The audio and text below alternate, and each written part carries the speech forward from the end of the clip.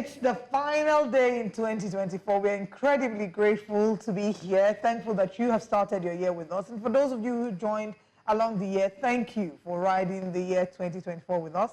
We look forward to doing this again in 2025. You're welcome to Breakfast Central. I am Olive Emodi. And I am Osaogi Okuoma. We're going to be having an extended show this morning, basically deliberating and having very interesting discussions on the 2024 year. How great it was for Nigeria, or maybe how disappointing it was for Nigeria. A broad review on many of the pivotal moments that occurred in 2024 and the significance of some of these moments in Nigeria, as it stands. At these moments, for example, of course, the End Bad Governance protest and the reactions to it, the NLC strikes, the Port Harcourt Refinery, many other things that occurred this year.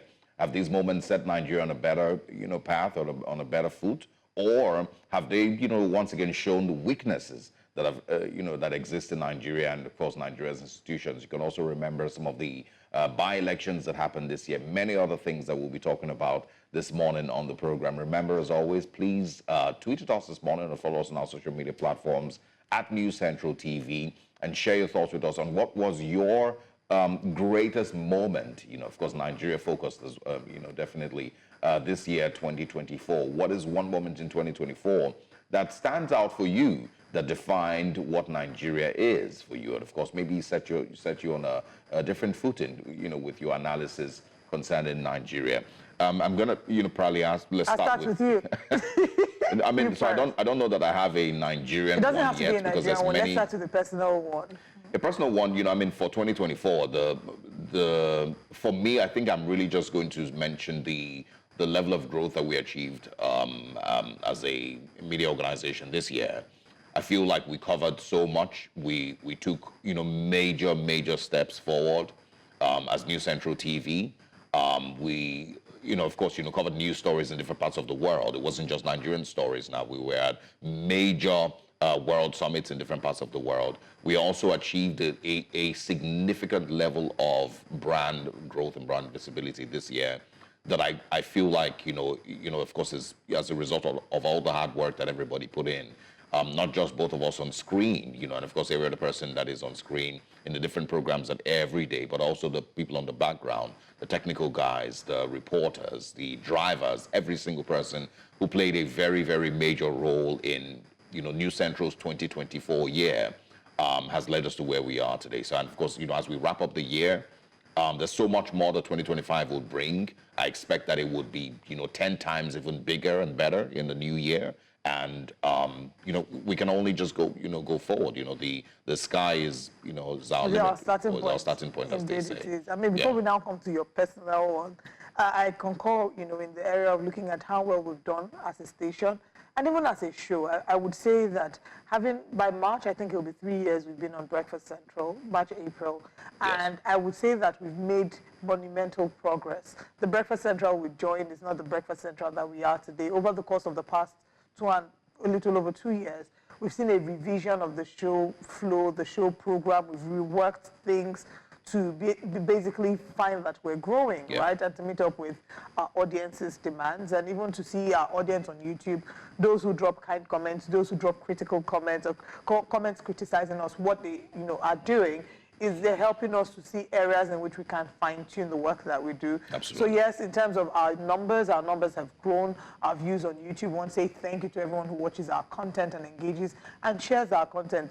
It feels like almost every other week we're seeing a clip of ours trending on social media because people are engaging with it. And you go to events and you see people saying, oh, I watched this interview that you did with so-and-so person. I really enjoyed it. And we meet people who interact with our show. Look at what happened at the airport on our way back from Abuja when I was telling the guy, I don't know you, you don't know me, and the guy says, oh, I know you, I watch Breakfast Central every morning, and I kept quiet. So just even being able to see more and more people engaging with our content really warms our heart. And we have some loyal callers who every time we open the phone lines are like the first set of people to call. So we want to just use this avenue to say thank you. You are talking about some pivotal moments, even the kind of stories that we've covered.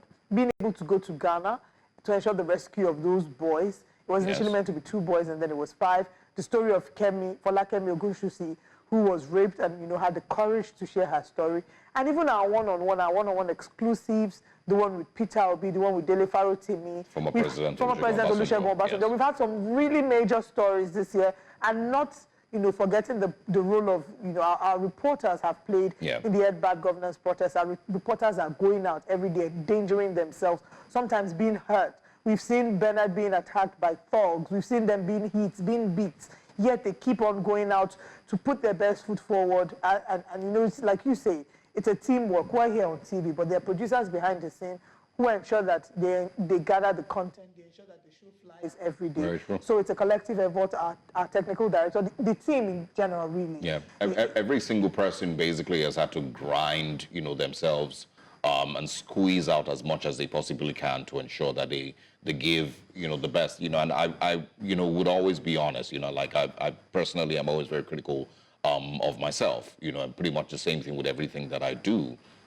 Critical of myself, critical of, person that I work with, but not critical in a negative way, because I always want to see improvement, and I will admit that there has been a lot of improvement. Like you said, the Breakfast Central that we started in, I think it was in May, actually, May 2022, is not the Breakfast Central that we're currently doing now in December 2024. And, I miss the African there obviously will be... Well, I miss when we used to cover Kaine Rugaba and the rest. Yes, absolutely. there will be, a whole lot more to be achieved in the new year. Recognizing the efforts of the reporters, of the technical team, of the camera guys who have traveled to different places, been as far as Azerbaijan and many other places. Jasiri, the Tonight Show, our business show. There's many other people who have also played, a very, very, very And even as we celebrate the anchors and those who are the face of this and those who are behind the scenes in terms of technical team, we cannot but celebrate our digital team, because it's because of the digital team that the world gets to see our content. So thank you to our digital team for putting your best foot forward and ensuring that you're pushing our content out there. So 2025 is the year of, building on the progress that we've made and doing more. Absolutely. Maybe at some point again, we'll come to talk about our personal wins. Maybe that'll be a great, sweet way to wrap up the show. But let's get into our banter for today. Unfortunately, I mean, it's a bit of a sad story. It's the story of a woman who's DJ. She was married to a man she calls Ose, I believe. And she's just announced her divorce. I probably should read out the article with which she used to announce the divorce. And she talked about how, she said, I, DJ Colette, am publicly disassociating myself from my ex-husband, Ohis Emmanuel, a.k.a. Benjamin, due to his egregious and reprehensible actions. And then she goes over a detailed story of overwhelming evidence to show that this man has not only been cheating on her, but has also been defiling minors. And a key character in that story is Mama Favor, who many people kept insulting on social media, because they said, Mama Favor is a mother. You don't deal with abuse of minors by saying sorry. Sorry is not what deals with abuse of minors. And in the video she posted, you can see the man admitting to actually having had, inappropriate sexual, of course, unlawful carnal knowledge of these girls. We don't know to what extent, but he admitted to have been inappropriate with this 13-year-old girl. Yes. And Mama Favor, who I think is the mother of the girl, was apologizing to the wife, to the lady, saying, oh, sorry. And this man was blaming the devil. I feel like the devil has been blamed for many things that he has absolutely no idea about. Because how does the devil push you when you have a wife? And even if you want to cheat, you don't see any other adult to cheat with. It's a young 13-year-old girl that you go ahead to cheat with. And it's just really an appalling story. We saw it yesterday and we talked about it, about how heart-wrenching it is to see stories like this. Yeah, so I'm hoping that it doesn't end with Mama Favor's apology or with the husband's apology couple settling. I hope that the necessary relevant authorities step in and he is investigated, or the case against him is investigated, or rather that a case actually is built, against him. There, of course, is verbal confession already, which should be worked with, and he should be, prosecuted. I think we took the story yesterday of Dr. Olale, who's of course having his back and forth with Lagos State authorities concerning his case. I think he had been, set free. They, of course, have appealed, that ruling, and so it must be taken seriously. But speaking about first of all, I mean, I don't know that So unfortunately, some people get married to wild animals, right? That they are not aware of, or maybe they are aware of and they expect that maybe they can tame this particular wild animal. Unfortunately, marriage doesn't tame any wild animal. A marriage, only just, gives that wild animal a home, where they can very likely continue to be, wild animals. And that's what we're seeing here because of the extent, to which this person was a complete nuisance to society, at large. Because if you look at what she, alleged that he, was up to, and the number of times that she had caught him, and other times she also mentioned a 20-year-old niece, I believe, and some of all of that. So, and these are the ones that we found out, or at least these are the ones that she stated. You can imagine that there's possibly others, that have not been discovered yet. So apologies to her. I'm happy that we have gotten to that stage where people can leave a marriage, even if it's just 2 months old. Even if it's 4 months old, yes. Even if it's 3 weeks old, you realize that this is not the kind of marriage that you want to, do for life. You walk away from that marriage easily. I'm happy that women have gotten to that stage in society. With regards to Mama Favor, so the problem with Mama Favor is, I'm guessing she's probably in her 50s, maybe 60s. We didn't get to see her face, right? The problem with her is, I mean, I want to blame her. But I think I want to acknowledge something. There's a podcast that I listened to, a while ago, and it was talking about the Jeffrey Epstein case, right? And also detailing other cases of sexual abuse of young girls that have happened in many parts of the world, not just teenagers. I'm talking about kids that have happened in many parts of the world. And I think there was a particular case in France that at that time, this was maybe in the 60s or so. At that time, the podcast revealed that it was common knowledge then. The person who was found to be abusing young girls, it was common knowledge then. But the policeman who was then asked why they didn't arrest, why didn't they make any investigations into that person then when they knew what he was doing, yeah. His reaction was that the reactions to sexual abuse of young girls at that time was different. It wasn't a big deal in that era. And that's and so we find, we find that a lot of Nigerians who grew up in that time, tend to be more forgiving towards infidelity, sexual abuse, domestic violence, and many other things. They tend to be more forgiving because they're thinking at that time, the reactions towards marriage, the reactions towards those things was a lot different in their time. And they've not been able to transform into where we currently are, in the age that we currently are, where those things are completely frowned upon. And so once in a while you would find, it's not excusing her, I apologize, I'm not excusing her, but it's not surprising to hear her views on things like that. You would find a lot of women in that era, in that time, you were born in the 50s or born in the 60s, would be more willing to excuse domestic violence, right, because in that time the reactions to it were a lot different compared to where we are today. But many have applauded, DJ Colette, according to that's her name, for being able to speak up after an 8-month marriage and saying that she's no longer interested, calling out her abuser, in this case her husband, who's ex-husband, yes, who's broken their marital vows by not just cheating, but sleeping with his 20-year-old cousin and defiling a 13-year-old girl. If you watch some of the videos, though, there was a particular, allegedly, there was a particular clip where he was seen apologizing, allegedly, since we're all using allegedly, seen apologizing to the girl and asking the girl for forgiveness. Even the wife apologized to the girl and then they hugged the girl.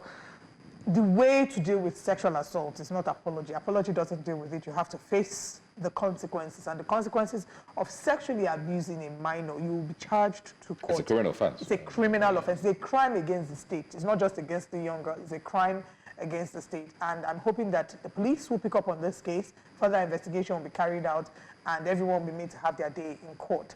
Let's share with you our top stories this morning on Breakfast Central.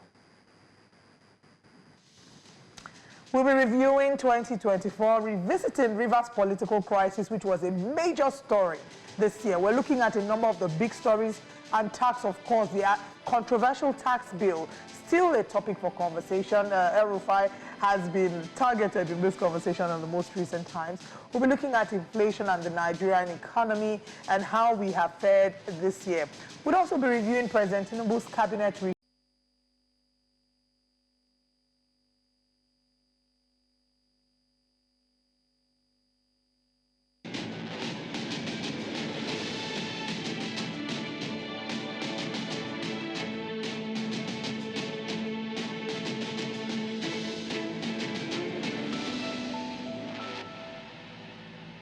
In 2024, Rivers State experienced significant political turmoil. The crisis intensified when some lawmakers loyal to the Federal Capital Territory Minister, Nyesom Wike, defected from the People's Democratic Party, PDP, to the All Progressives Congress, APC. Now, this led to a factional split within the state's House of Assembly.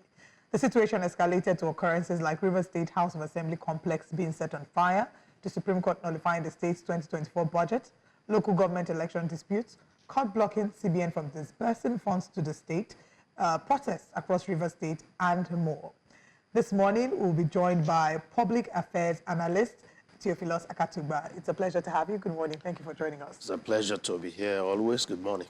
All right, before we get into the meat of the conversation with Rivers State, your general sense of how Rivers State has fared in 2024? Very poorly. I feel very sorry for the people of Rivers State to be afflicted by these gladiators who never want to give up for one another, and also for political elders and elder statesmen that chooses to take side for pecuniary gains instead of sitting down to seriously resolve an issue between children or their sons. The state has been very, very, unfortunate in the political, landscape of this country. It's been a boiling point of all political activities. At every election, it's the most controversial, most violent, and the battle to win and retain power in that state has always been very massive. And to that extent, Rivers State does not occupy an enviable place in the hearts of many well-meaning citizens of this country. And I feel that they should be ashamed and retrace their steps so that they can build a better state with all the potential. It's become a hotbed of crime, hotbed of everything that could be negative, hotbed of economic sabotage. And everybody there seems to have a pie in it. So they are fighting one another, they are protecting their interest, and the state is not making much progress that it should make in the Committee of State. It has too much potential. It's second largest in revenue, internal revenue. So the state has a lot of potential. What are these political gladiators that you're referring to? I mean, former Governor Wike, who's currently the minister, and the man he brought into power, Siminalayi Fubara. Beautiful, fantastic name. But two of them have been locked. These are the current gladiators. They've had several others. You have Amechi and Wike. You had all manner of gladiatory activities and fighting and battling, overcoming one another. Brigandage, too much masculinity in the state. And so they don't want to relax for one another. And from one crisis to the other, you just hear now that the governor is presenting his budget to a four-man House of Assembly. So, yeah. And that is an obvious wrong that we are witnessing. And it's unfortunate. Yeah. So that's my overview of the state. The state is very, very unfortunate. Yeah, I mean, but like you've also mentioned, it's not new. We've seen these political crises in Rivers State. It almost happens with every administration. That's why I describe it as an unfortunate state among the states in Nigeria. Yeah, and that I blame the elders there. For 2024, I mean, we got a new administration in Aso Rock in 2023. The expectations would be maybe that we'll be able to, learn to do things different under the new administration somehow, some way. What is the significance of us still seeing Rivers State play out the way that it did in Nigeria's, political journey? The significance is that we, as, the general, culture is difficult to change. Yeah. Even if the entire state is changing, the entire nation, our mood, our orientation is improving, culture is very difficult. The culture of violence, the culture of battling, of fighting to the death cannot change overnight from Rivers State, because the basis of all the crisis has been the fact that I will never give up for you. I will never surrender to you. It's either you surrender or I crush you. The other one is saying, I will never.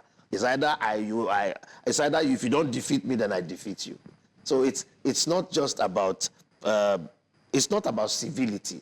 It's not about moving with a nation that expects, that's moving in change direction. It's about a culture where you don't give up for one another, where you fight till the death. Right. That culture is deep rooted in Rivers State. Yeah. It's a culture of Eastern Nigeria, but it's settled very much in Rivers. Rivers is an epitome of what even those who felt they could gladiate have become an embarrassment. So what could have been done differently, right? Because Nyesom Wike had left office. Similar for Barra as the new sheriff in town. The arguments were that the old sheriff refused to allow the new sheriff be his own person. I mean, we're hearing talks about political structures being attacked, saying, "Oh, you will not destroy my political structure." Those were the conversations that were being had. So what could have been done differently? Well, what could have been done different is to have allowed the Rivers State people to vote the governor of their choice. And once that point was missed, and then we are now, what River has inherited is the conspiracy of not allowing proper elections to take place. If I get you correctly, so you're saying that Simnalai Fubara was not voted in by the Rivers people? It was not. And not only that was not voted, it was not the choice that should have been the governor. Who do you think it was imposed. Well, I don't know who should be the choice, but he was imposed, and there was agreement for him to be imposed. And those agreements are not being followed by all parties. So the Rivers State election was and if they follow those parties, they will endanger Similali's future. So he knows the structure Wike is referring to is that political structure that produced Fubara. But Fubara knows that structure is dangerous for his continuous existence and remaining governor or being elected in a second term. And that is the structure that Wike wants to protect, and that's the structure that he's cementing, trying to remove them and touch them. The fact that he started touching them, they could see where it was going, and so they have to fight back. So the Rivers State election, according to you, was completely flawed. And does that also include the presidential elections in Rivers State? Of course, the election was not perfect, and the Supreme Court said that much. It's just that the irregularities is not substantial enough. So if something is not perfect in the whole, it could be 10, 20, 30%. No. And Rivers State can contribute to that imperfection. What you're explaining is not 10, 20, 30%. What you're explaining is a fundamental flaw to the essence of what Rivers State election. The word a fundamental flaw. If out of 36 states are the vote portion that Rivers contributed to the election, what is the percentage? That's what I'm saying. Okay, great. He's talking about the presidential. No, I mean, I was asking about both, basically, but in Rivers State, there was also contest in court, and the Supreme Court found that it was substantial enough that there were irregularities. What I'm saying, if you have a whole and you have a part that is tainted, it means there's no perfection. Perfection is not attained yet.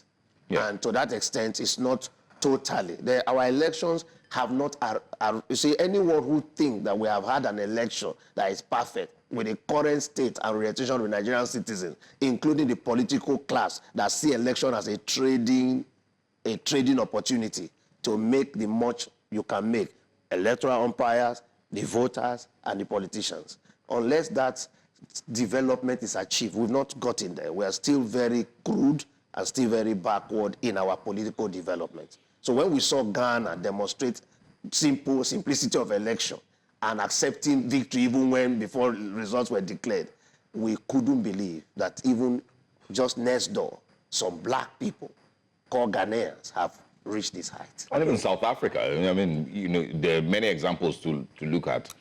Kenya also had elections, not long ago, about a year ago. Yeah, but they're not in the class that Ghana showed. South Africa, for example, South Africa is a bit of a European society, but populated by blacks and whites. That country is not very, that's why when I visit the place, the South Africans ask me, they introduce me that I came from Africa. What? That's how they introduced me, that I'm my friend from Africa.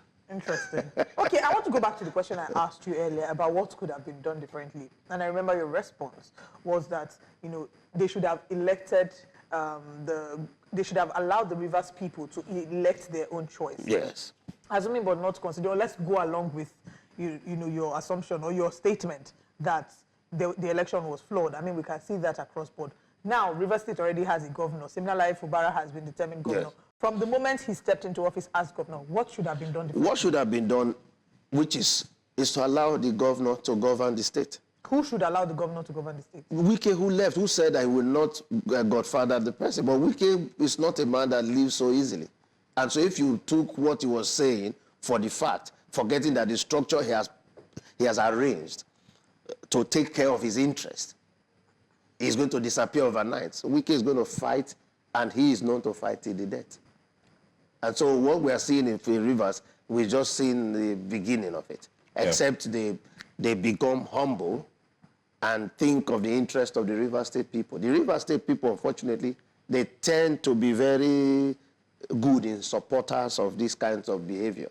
They like to align, and they begin to cheer as those who cheer masquerades in the dancing, in the masquerade square. They don't know the damage it's doing to their personal development. But what River State people believe is that those crumbs that fall from the criminal activities make River State a boiling point of economic peace. People have freebies. The state's bubbling. Men and women are enjoying. They think that is development. A few roads here and there. No, Rivers is more than that. Rivers represents something that could have been a pride to this country. Yeah, I mean, so expatiate a little bit more on that. You know, before we get to talk about Simfo Bara directly, I want to talk about, you know, what the picture of River State should really be. It's, you know, like you said, second highest earning, you know, state in Nigeria. It is a major oil producing state. What would you expect, you know, should be the picture of development that River State should be enjoying, aside these bridges and roads that we see every couple of weeks? Yeah, River State should be enjoying first and foremost an ambience of civility, because it should be able to educate its people and bring them out of this crude thinking pattern of fighting for everything you want to have. Secondly, River State should be able to develop where the elders in the state are not just side takers, but they are genuinely interested in resolving crises that befalls their political sons. I also believe River State should develop to the extent that it becomes an attractive tourist destination. It has so many waters around. It's like the name, River State. And it's called a garden city for a river, where you're supposed to have aquatic splendor utilized for progress, and that people should travel in knowing that that's an oil-producing area. It should be a land of prosperity where opportunities are vast, where people are prosperous real, not prosperous from criminal activities. What stops us from achieving that? I mean, aside the corruption, which everyone would most likely point to, but what hinders the average Nigerian leader, governor on any level, from achieving what you've just painted, which is very, very achievable? Absolutely. It's so achievable because it is simply about the orientation of the leader and the leadership. Because the leader is from the leadership and then from the people. It's a very, you know, anywhere in the world where there are natural resources, there is a certain spiritual affliction that makes the people not to benefit from it.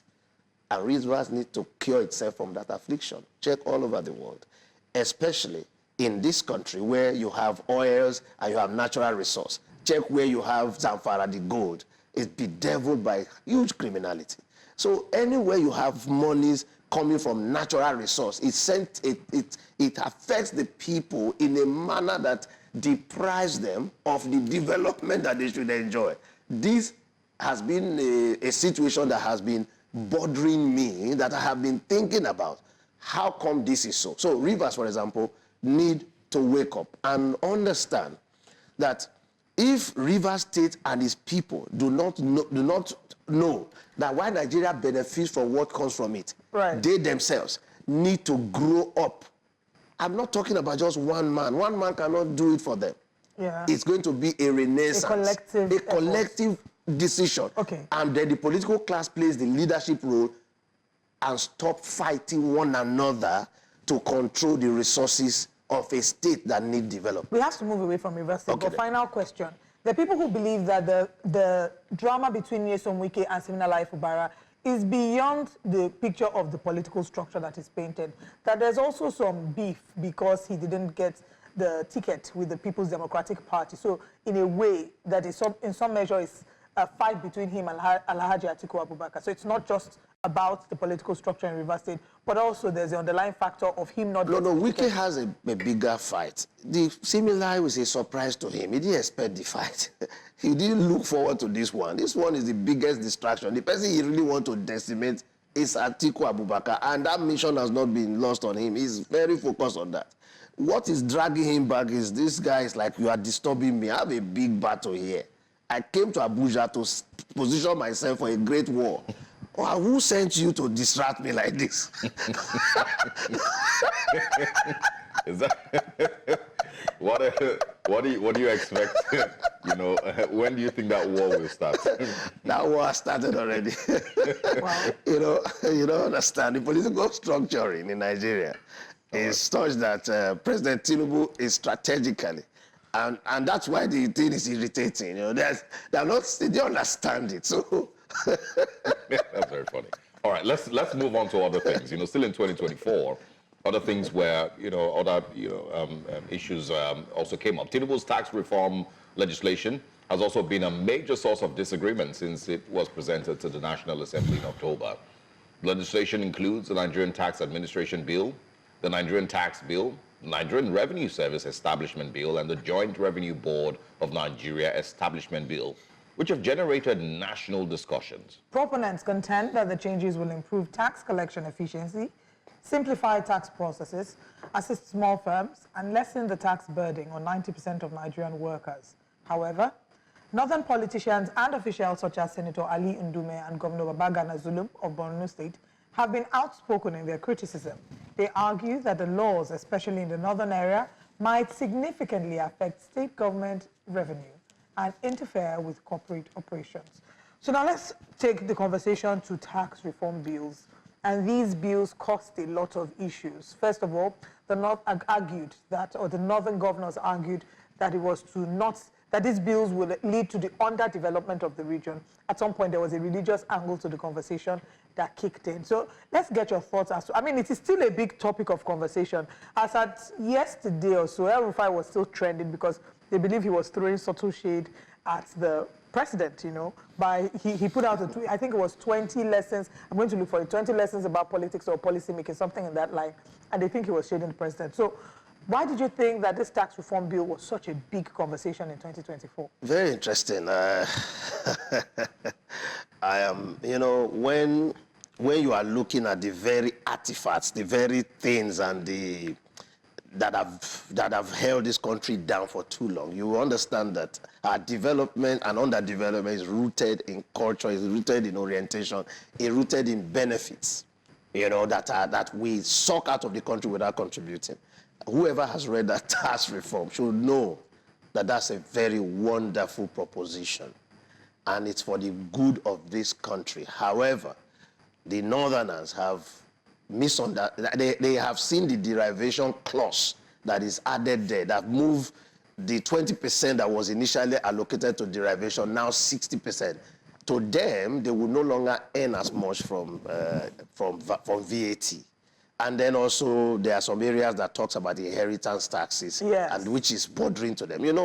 I think the North, because of its acceptance of Islam, seems to be very averse to taxation. And that has always been the case. Many countries in the world, many businesses move to the United Arab Emirates because of their tax-friendly environment. So for them, I'm not surprised that the Northerners are alarmed about it. But I believe the country must sit together to pass this bill for the good of this country, because it exempts so many people from tax burden.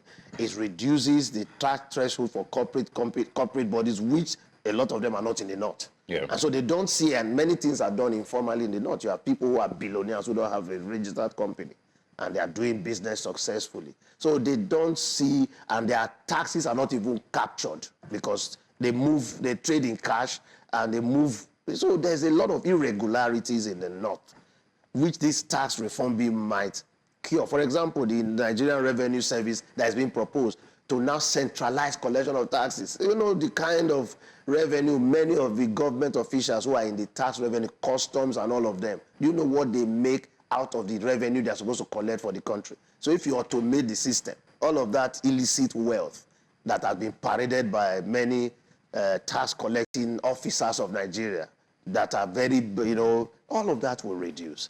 And they have that reason to oppose. And I feel ashamed that they are doing so and doing it openly without thinking properly about the productivity, the development that this tax will bring to this country. A country that has a very moribund tax bill, tax laws that have not been reviewed over the many years.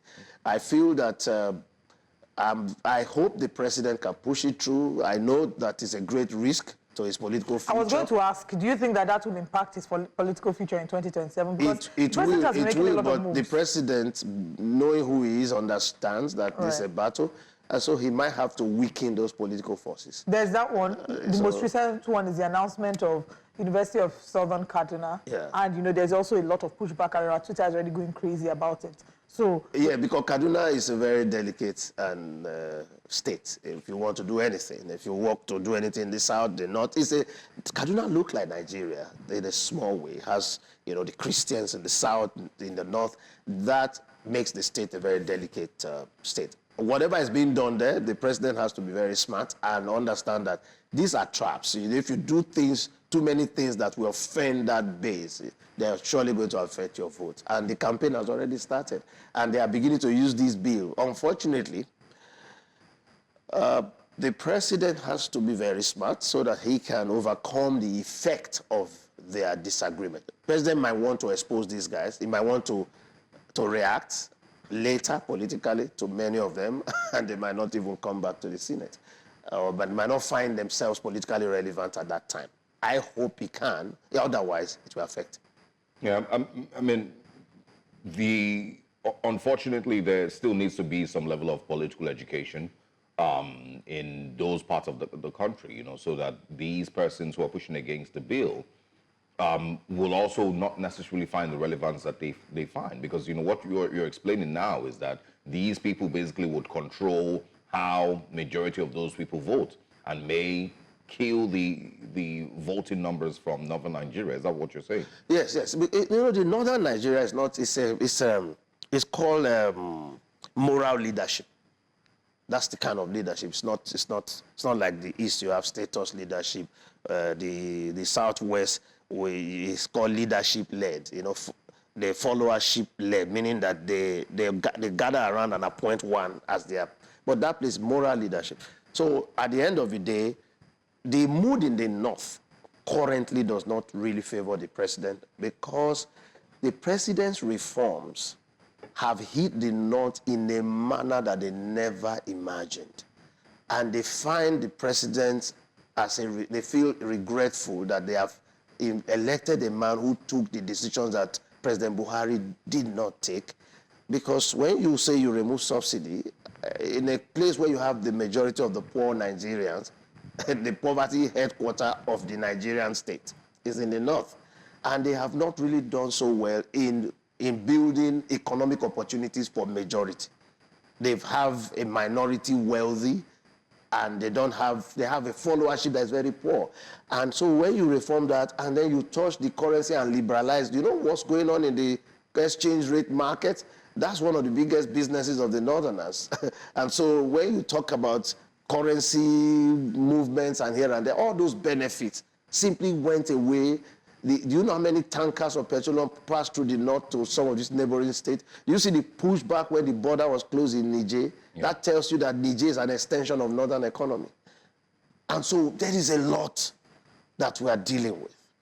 And that's why a president that's not bothered about a second term, who takes the bull by the horn, you know, need the support of the country. I have read the bill. I am for the bill 200%, and not a shred of it should be removed, because that bill will save this country. Is there a way they would have gone about it differently that would have maybe made the northern leaders, you know, accept it? There are those who say that, you know, the tax reform bill would not really be the tax reform bill if there wasn't any pushback. But the argument is that maybe there should have been a consultation before these bills were pushed forward. Do you think that would have helped? I agree with you, but the people who were in charge kept telling us stories of various levels of consultation. Nigerians believe the only way you feel consulted is when it meets your interest. No. You are told that this is going to happen. You are educated. Your questions are answered. What they are fighting for is just that derivation clause, because they believe what they contribute is not so much compared to what they expect to take.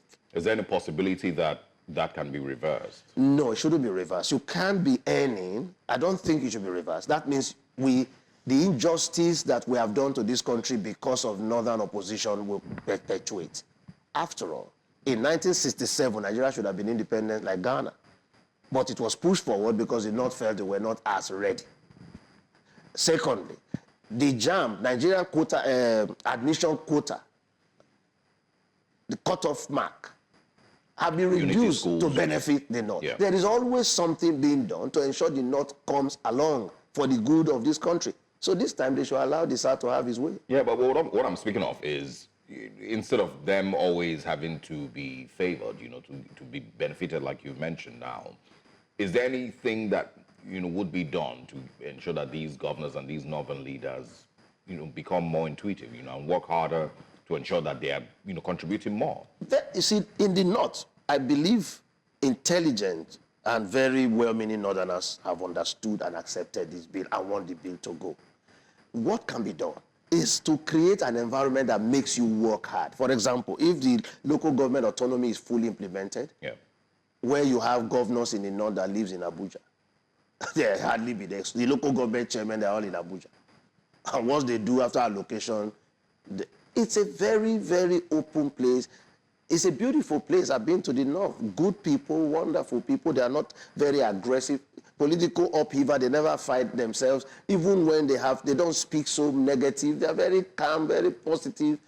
The leadership there need to know. That's why the president is creating the environment. If you know your derivation has been moved from 60 to 20, the derivation part is now 60. The free sharing is now 2020. You will now do something to begin to earn from that pie by creating jobs, by attracting companies, industries to your place. You have raw materials, you have everything it takes. So then when we look at other issues, you need to also make your people begin to earn good pay. You create wealth. And then if you don't do that, you can't force them. They will tell you, if you say, let's go, they say, our religion does not allow us. If you go right, so you be with your religion, keep it, but ensure the nation does not stagnate under your religious orientation. And it's beautiful that we have a Muslim ticket handling this at this time. Because if it were to be otherwise, they would have said the vice president, who then might be a Christian, is the one engineering the National Economic Council. I mean, there's many Middle Eastern countries, that, are way more developed, that, you would expect, that these should be model countries that northern Nigerian leaders should be able to look at. And, regardless of what your religion says, which is the common excuse, there should still be some level of development. The religion came to meet a culture. The culture of the Hausas of the North. There is already culture before religion came there, just like it is here, where Christianity came here. It met a culture, met orientation.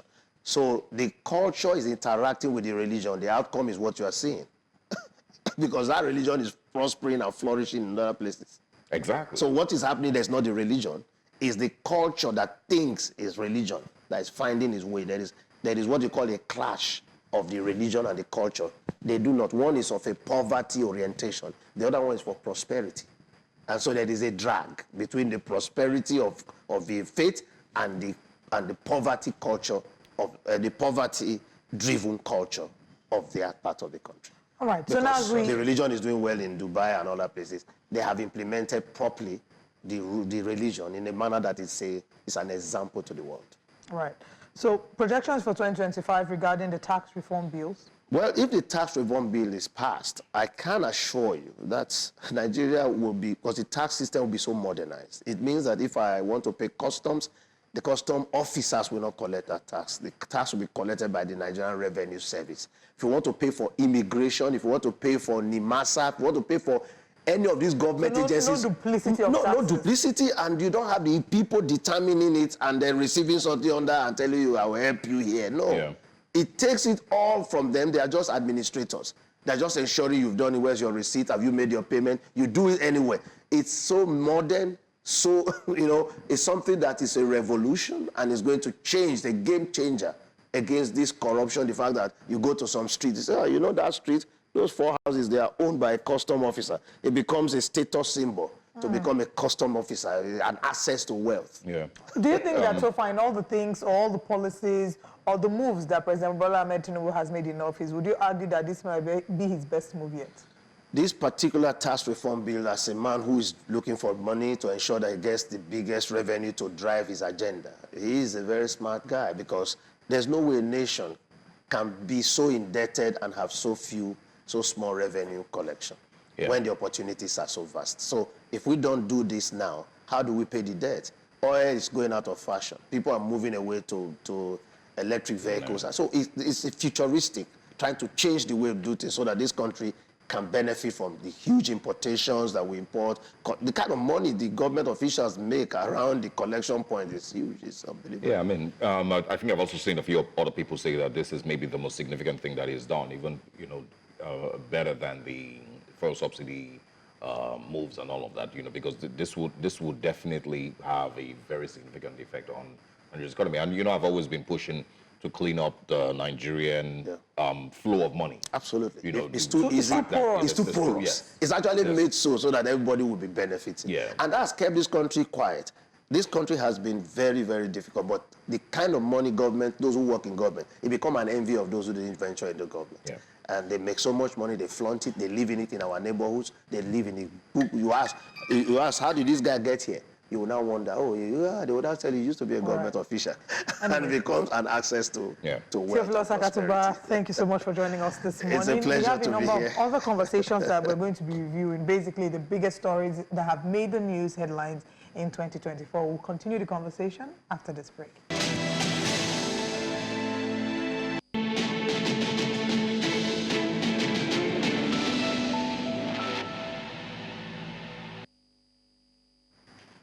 Welcome back. In June 2024, the Nigerian Labour Congress initiated a nationwide strike to demand an increase in the minimum wage from 30,000 naira to 494,000 naira, and also to protest the recent electricity tariff hikes. The strike led to significant disruptions, including the shutdown of the national power grid and suspension of air travel in some places. In September 2024, the NLC President Joe Ajaero was arrested by the Department of State Services, DSS, at Abuja Airport. His arrest drew widespread condemnation from organizations like Amnesty International and intensified tensions between labor unions and the Nigerian government. This morning, looking at the journey of the NLC and how well they fared in 2024, we're joined by the Executive Director of Media and Information Literacy and Intercultural Dialogue Foundation, MILID. We have Chiamaka Okafor. Good morning, and thank you for joining us. Good morning. Thank you for having me. So, as is our custom this morning, the first question will be to get your overall sense of how NLC has fared in 2024 in fighting for the rights of the average Nigerian worker. In my estimation, I think that the NLC has lived up to its mandate largely, and it kind of is in touch with what the average Nigerian feels. So we talk about electricity tariff, the increase, and how people can't even get by. A lot of people in Nigeria live below the poverty line. So one needs to eat before they're able to afford electricity. And then you're struggling to afford the little you can in terms of electricity. And then there's a move to increase tariff and other economic shocks that Nigerians have had to deal with since 2023, leading up to this year. So I would say that the NLC has really lived up to what it should be doing for Nigerians in terms of pleading the average Nigerian's cause, and also making sure that the government sees that some of these economic changes or policies they are making need to have cautions to it and some kind of palliative attached to them as well. Yeah, I mean, but a lot of Nigerians wouldn't agree. Many Nigerians would argue, the opposite, that the NLC has instead failed Nigerians. All the times that it has, claimed to be fighting for the average Nigerian, it never really achieved much. It didn't achieve anything with the electricity tariff hike. The 70,000 naira minimum wage was a far cry from what they had, claimed that they were fighting for. And nothing really have they been able to get the Nigerian government to change their stance on. Nigerians, even have argued that many other times when they needed the NLC to stand up for them, the NLC, wasn't there. You've accused them of even playing politics, with the Nigerian government. So, what would your response be to that? Arguably so. I mean, myself, I am also of the school of thought for a long time that NLC has been politicized. But for 2024, we'll give them a few credits. They've come a long way from what they used to be. And this is also looking at all the strikes, including the strikes in the educational sector and everything that we've had to deal with in the previous years. But 2024, it looks like there's been some kind of change. Whether temporary or permanent, we'll have to find out in the coming years. But 2024 there's been development, and we'll have to give them credit for that. Yes, what we have today as minimum wage is nothing compared to what Nigerians have asked for or what the initial ask is. But from 3,070 is not great, but it is a step in the right direction, I would imagine. And hopefully in the coming years, we could push more aggressively for what we want. So yes, NLC in the previous years haven't done great. In fact, oftentimes I also argue that there's been a huge politicization of the NLC, and like most average Nigerians would say, oh, when NLC goes on a strike and there's a little money here and there, they call off the strike and Nigerians continue to suffer. But in 2024, we've seen, for want of a better word, grandstanding from the NLC, pushing for things in what we could call in the right direction, from the minimum wage, the electric tariffs, and other conversations that are in the burner. We hope that in the new year we'll see more action. But of course, you would agree that if the NLC wasn't fingering the government in places that weren't appreciable or nice, things like the arrest of the NLC guy, Joe Ajero, the leader of the NLC, wouldn't be happening. They'll probably be enjoying a lot of the kind of unholy relationships they enjoyed in the previous years, and things would continue as usual. So I'd imagine that the few changes we're seeing, albeit not what we desire, is a step in the right direction. Yeah, but would you also say that over time, and that includes now, the negotiating power of the NLC has also reduced? They really cannot push the Nigerian government to make any changes. And if you're talking about 70,000 naira, looking at the economic, consequences of the minimum, not minimum wage now, the naira to the dollar and the value of the naira, the argument really is that 70,000 naira is not even better in any way than 35,000 naira that it was before. Yeah. Just to add to what he's saying as well, the fact that the negotiation started from about 615,000 naira and ended at 70,000 naira. Yeah, 70,000 is ridiculous when you compare it to our economic realities and the 600,000 where it started from. And true, yes, the negotiating power of the NLC has, dropped drastically, or better still, doesn't exist. But again, when you look back to what we used to have before and how, despite strike actions, there will be no results, the little results we have seen so far is probably an indication that the NLC is starting to pick up. If they would drop again, is what we can't tell at this point.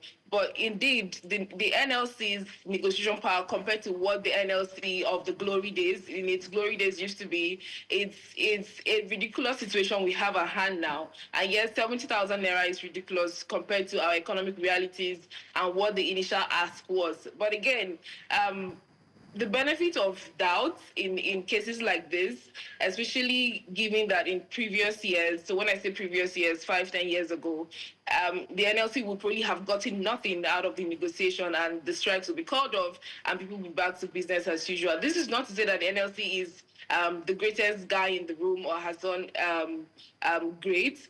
There's room for improvement, and I'd like to think that the NLC is really moving in that direction to regain its lost glory.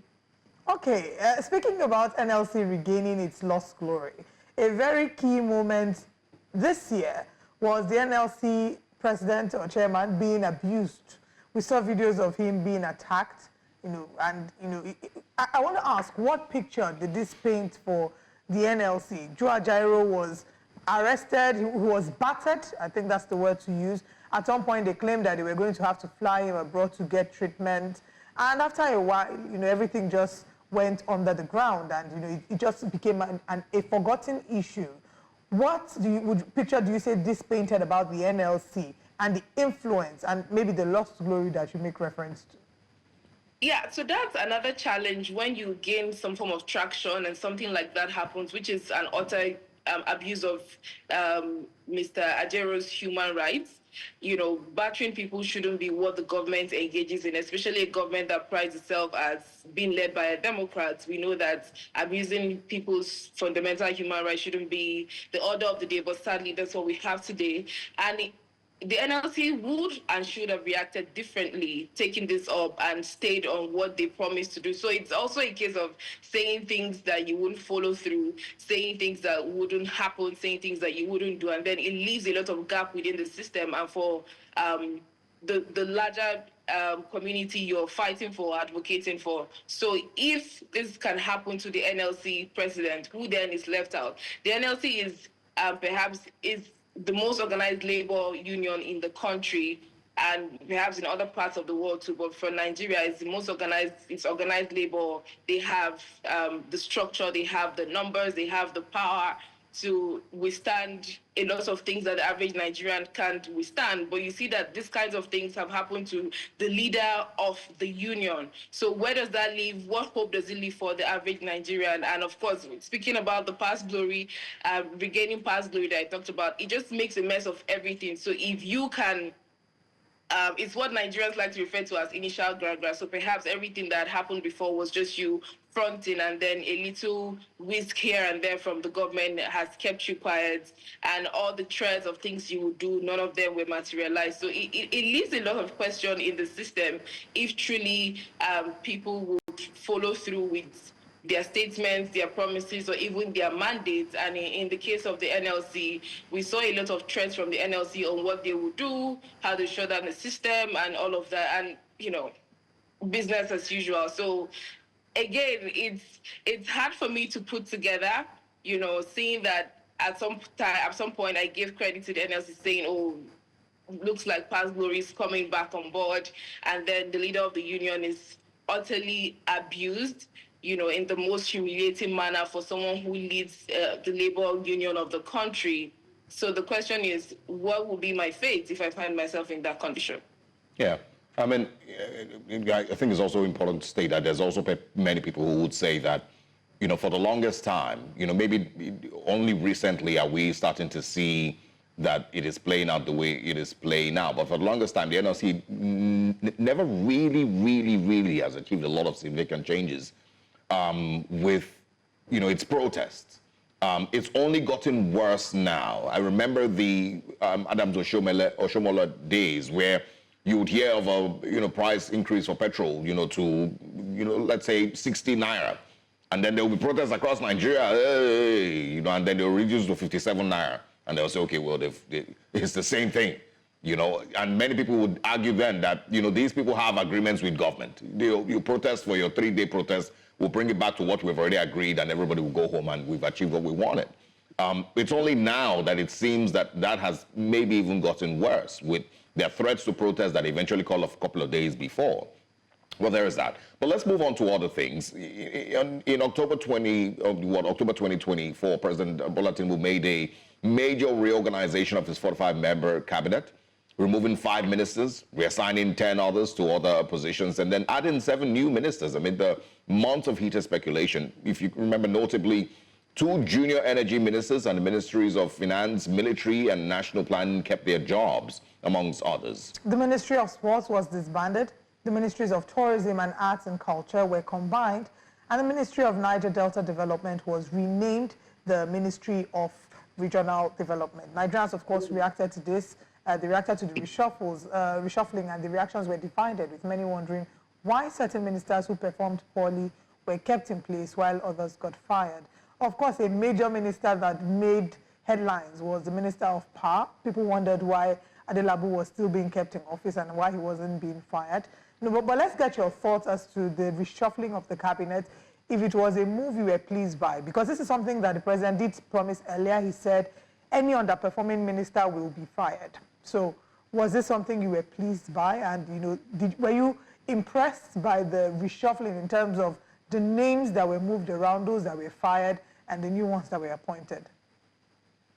Yeah. So first thing is to say that it's some form of promise fulfilled when the president said he was going to fire anyone who wasn't doing their job. So this is first thing is to say, oh, the president actually fulfilled that promise to say whoever isn't working well would have to go.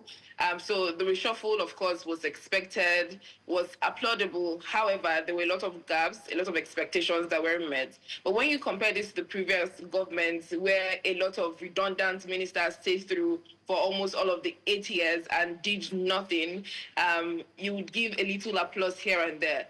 But again, I think one of the most controversies from this reshuffle was the Minister of Defense, who had a lot of allegations leveled against him by a sitting governor of his state. So his successor had a lot of things to say about him and terrorism in the state. And, when in saner climes, like we like to say, one would imagine that, the minister would resign or take a back seat and have to face investigation or some kind of probe. You probably would have had a Matawali gate by now, some investigation going on at that level, but we didn't see that. So that was one disappointment for me, because it was not just anyone making allegation. It is a sitting governor of his own state. So that shouldn't have been taken with a pinch of salt, but sadly, that's the case we have.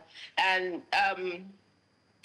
again, the Minister of Women Affairs and the former Minister of Women Affairs, I beg your pardon, and the former Minister of Youth Development, Ms. Jamila Bayo, and Ms.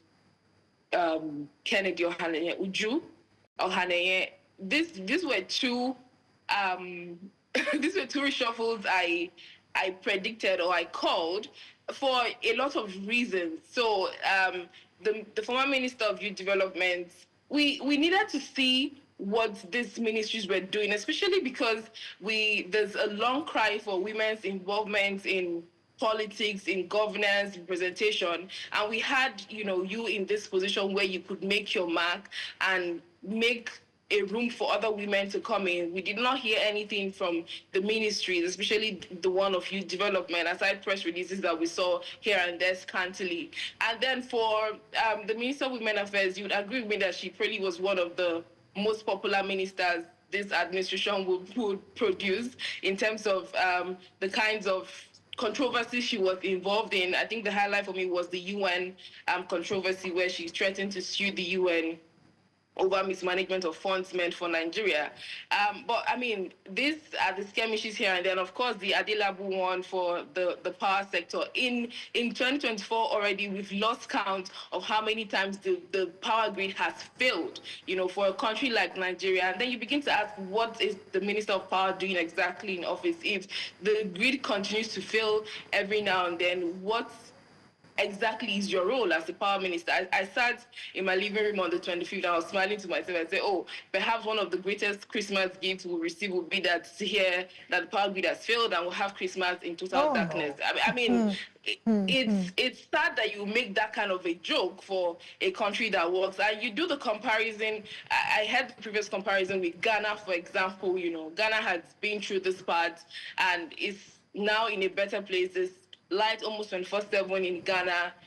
Power outage is like alien to Ghanaians. And you ask, why is Ghana, or what is better in Ghana that Nigeria cannot have, or what's working in Ghana that we cannot adopt? But sadly, we are a nation that keeps taking bad lessons, and our lesson notes are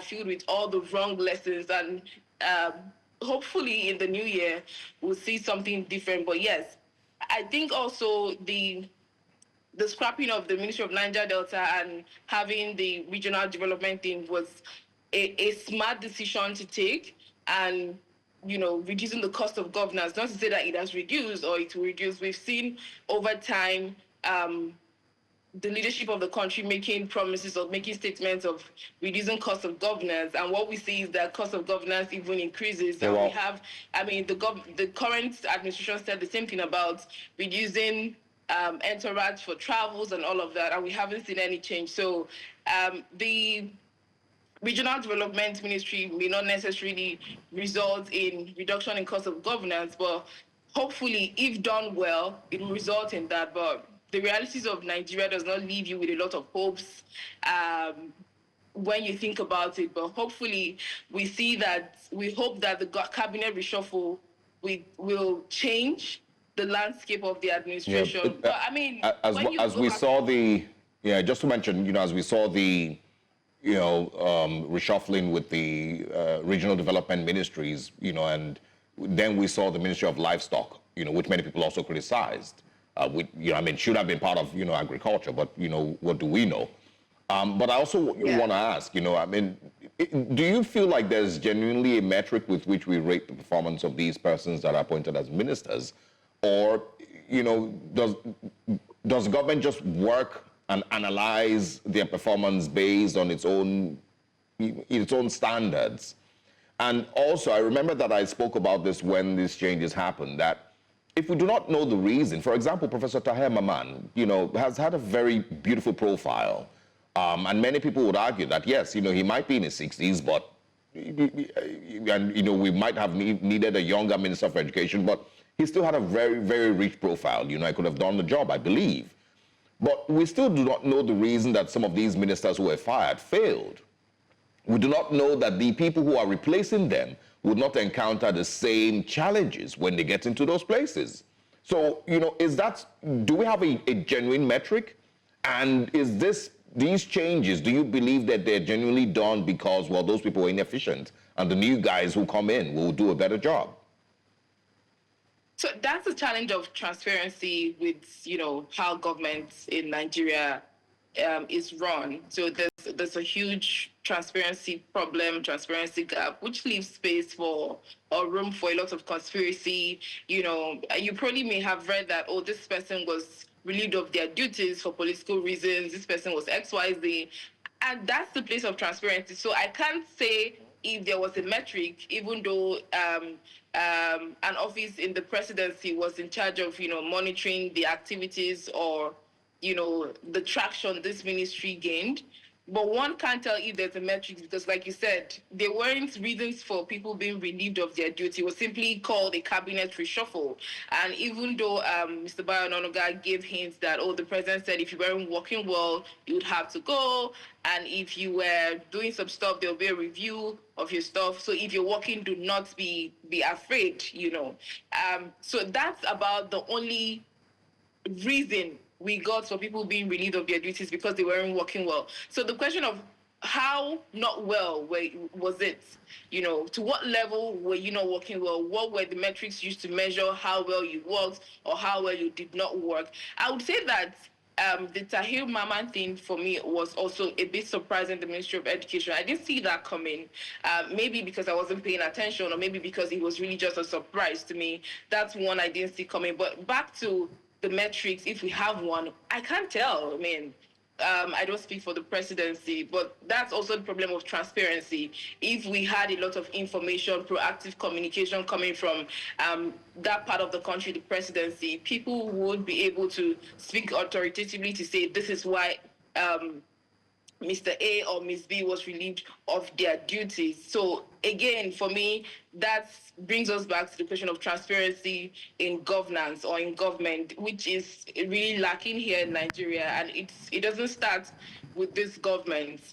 And we're hoping that the successive governments rather would see a reason for transparency and proactive communication, because then it leaves a lot of gap that people, conspiracy theories or enemies of the state come in and, sow doubts or different things and agendas as well. Do you maybe perceive that the fact that a number of these new ministers that have been sworn in, for example, the likes of Bianca Odumegwu, Ojukwu and the rest, that they would have a better fighting chance because they, of course, were nominated and sworn in already knowing what portfolio they were coming in to serve, giving them adequate time to know if they're qualified to carry out the expectations or not, as opposed to the others who were in some measure maybe thrown in because whilst they were being screened by the by the Senate, they weren't screened based on any particular portfolio. I'd always make reference to this, talking about, for example, the likes of the former Minister of Humanitarian Affairs, her name just,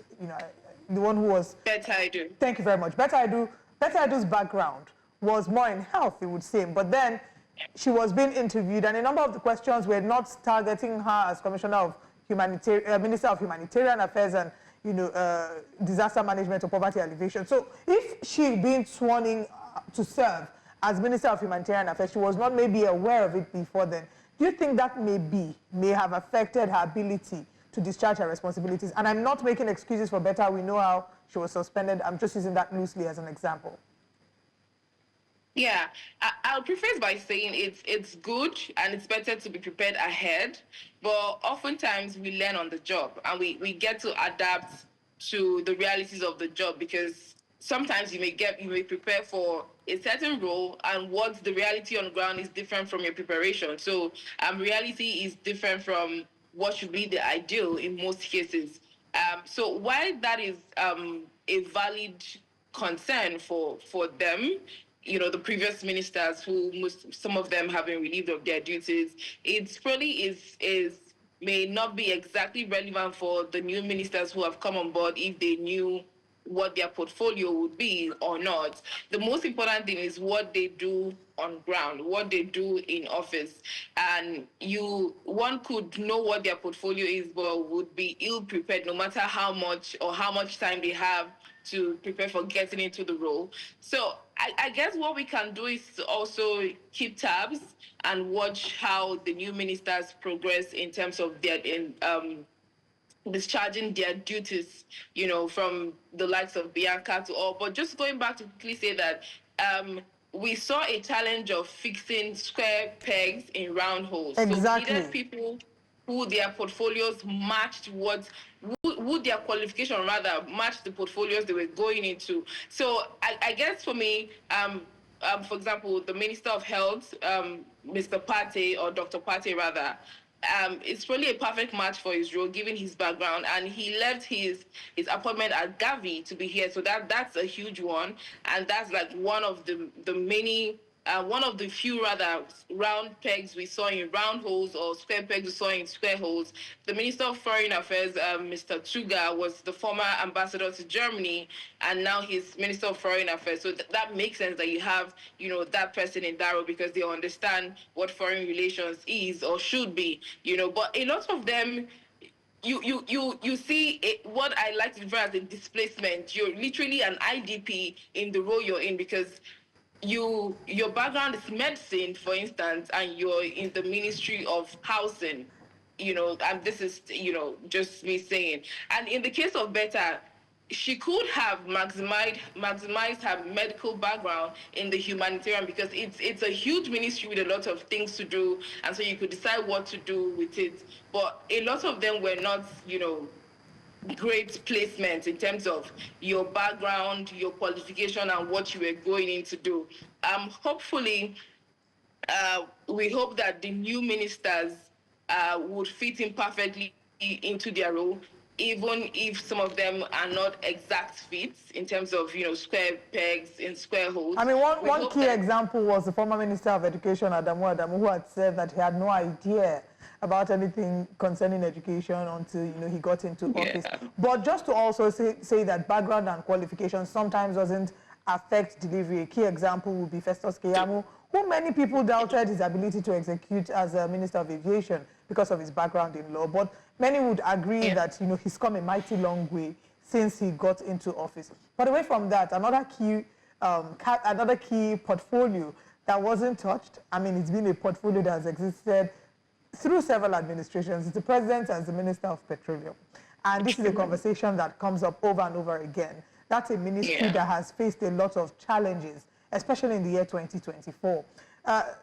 On this show, we've had several guests who would say that we don't have a Minister of Petroleum because every minister had to go through the Senate, had to be screened, and then sworn in. But since we had no screening for the Minister of Petroleum and no swearing in, we do not have a minister. But of course, we know what the practice has been here in Nigeria. Do you think that as we enter into the new year, that may be something to revisit, the conversation about the president being the key person in charge of the Ministry of Petroleum? I think, given that it's been the same result over time, nothing has changed with the presidents, keeping themselves as Minister of Petroleum. And this is one sector that has suffered the most, and we talk about the resource costs or the oil costs, for example. We've had presidents rather, as Minister of Petroleum, and the sector keeps suffering huge losses. one would think that we'll try new solutions or new initiatives on how to resuscitate that sector, which is constantly losing its potential. And especially now that, oil is going out of fashion, gas is the new transition fuel, and where where the world is moving to in terms of new forms of energy and phasing out oil, climate change, carbon emissions, and all of those conversations, one would imagine that, new ideas, new leaderships, new initiatives will come on board to see how we can leverage, our huge reserves in the country to be on board the conversation in the coming years. So yes, indeed, it's a conversation we should visit as a country in the new year. And I'm hoping that the president, in light of his various policies to put the country in the right direction. And this he has echoed several times in all of his speeches, how this is for the future of Nigeria and all of that, would also have a rethink in terms of the petroleum ministry, which he sits over to see that, fresh brains, perfect hands are brought on board to make this sector work for the Nigerian people. Yeah, all right. Well, time will tell, if the government's policies align with, of course, some of the ideas that these ministers have. Like I, asked initially, the reason that some of the previous ministers failed, do those reasons still exist? Will they still be hindrances to the new ministers who have taken those positions? And also, does the government truly have a metric with which it rates the performance of ministers? If you remember when they came in, many people said that these appointments were really just political settlements, aside, from a few. Is that narrative changing? Only time will tell. The government has, 2 more years on the average to be in office, and we'd like to see what they achieve in those 2 years. Chiamaka Okofor, thank you very much for joining us this morning, and Happy New Year in advance. Happy New Year in advance, too. Thank you very much. Absolutely. All right. The conversation is still centered around 2024 in Nigeria, where we are, basically how far and how well have we come under the current administration of President Bola Ahmed Tinubu. We'll have more of these conversations coming your way in a very short while. Stay with us. We'll be back after this break.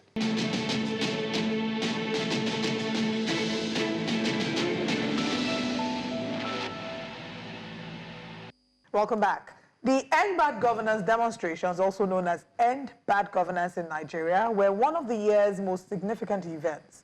Frustrated by the skyrocketing expense of living, thousands of young Nigerians staged large-scale protests in all 6 geopolitical zones of the nation between the 1st of August and the 10th of August. Now, since the protests were violently suppressed, they soon became a topic of discussion in the country across major demonstration sites in cities including Abuja, Lagos, Niger, Kano, Kaduna, and Katsina. Several protesters were slain and more than 1,000 were imprisoned. One of the year's most important political movements was represented by these protests. This morning, we're joined by our lead correspondent here at News Central, Bernard Akede. Good morning, it's good to have you. Good morning, thank you for having me. So I think, first of all, we want to say thank you for the work that you and all our reporters have done here on News Central. It's been a fantastic year for you. An incredibly difficult year as well, because we've seen clips of you being harassed, a number of you being harassed by thugs. You were harassed by thugs, and I'm sure that we'll speak about that at some point. But what would you say the End Bad Governance protest, what would you say it meant for Nigerians, for young Nigerians, and the fight against, inflation and the fight against bad governance in Nigeria? I think, and thank you again for having me. But I think it was a chance for Nigerians, particularly young Nigerians, like you said, to speak up about the issues that the country was having, or that the people were facing in the country. Of course, we're as usual, as we've seen several times, Nigerians again in that period were split along tribal lines, because there were those who were saying, oh, it's this tribe that's causing this problem, it's not this tribe.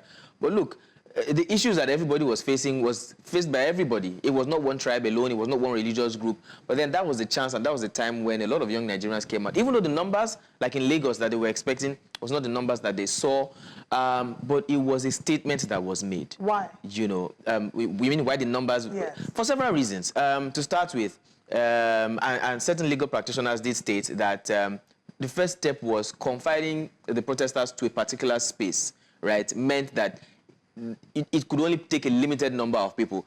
Case in point, Lagos has an estimated 20 million people, and then the court put out a statement or an injunction, as you, however you want to call it, that they could only use that particular park, which means if the park can only take 100 people, only 100 people can come in there to protest. You know, there was that. There was also the fact that certain people were supporters of certain persons. You know, so rather than come out to protest or let their voices be heard, they saw it as a way to fight for their own person and saying, oh, we will not join this protest because it is against our own candidate or our own person. You know, as regards coming, there's no place in the world where protest is not supposed to be allowed. Peaceful protest, you know, so to speak. But what we saw, sadly, was a clamp down on protesters who were peaceful, a clamp down on people trying to air their grievances. I think a clamp down on the rights generally on Nigerian and particularly the Nigerian youth. Yeah. Let's also highlight a little bit, you know, more on that. The government's response to protesting over time, it hasn't changed. It's probably, you know, only become worse. You know, since the October 2020 incident, in fact, since the NSAS protest, we've also seen the government modify its tactics and its approach towards protesting. You know, never, you know, I don't think there's any other part in the world where the government will tell you, you know, a particular location where you can go and protest, you know, except in Nigeria. So talk about that. You know, how has that also changed and how has that also affected the will and the interest of young Nigerians to protest? Yeah, first of all, affecting the will of young Nigerians to protest. Now, what that End Bad Governance protest, particularly in Lagos now, did was it made a lot of people demotivated, right? Particularly young Nigerians when it comes to coming out to fight for their right to protest. Because in the end, I mean, look at it sadly. What you will hear now is what came out of it, you know. Young Nigerians tried to have their voices heard, but for certain reasons, all that ended. I mean, look at, in certain places, on the first day of the protest, some people, first of all, saying that they can only go to Ojota, the park there, to protest. There are people who live in Badagry, that's part of Lagos. There are people who live in Ekpe, that's part of Lagos, right? There are people who live in Yanokpaja, that's part of Lagos. Now you're telling them that they can only come to Ojota to protest, knowing that on days like that, first of all, transportation will be an issue. Right, means they cannot join other Nigerians. Now, in places like Lekki Toll Gate, where some people went, on the first day, I can confirm that because I was there, the police dispersed the crowd, you know, with canisters of tear gas. You know, the day before that, we tried to do just a broadcast there, and some police officers, maybe because we weren't properly informed, I'm trying to play devil's advocate now, you know, disturbed us on live camera. You know, so these little things like this, and then like you clearly stated, Olive, those who were arrested, those who were apprehended, some people even lost their lives. These are things that have, to answer your question now, have made a lot of young Nigerians decide, or think about it and say, is it even worth it? You know, are these acts worth our lives? Are they worth our health? Are they worth the challenges we're beginning to see? Especially when people now commit crimes, offenses, people harm and hurt protesters, and then nothing is done in return. And I think that's where it all begins. Even in elections, which is another conversation you probably would have, how many times have you seen election offenders or people who have perpetrated electoral crimes being arrested, arraigned, charged to court, and probably jailed? And the same thing with people who have disrupted peaceful protests.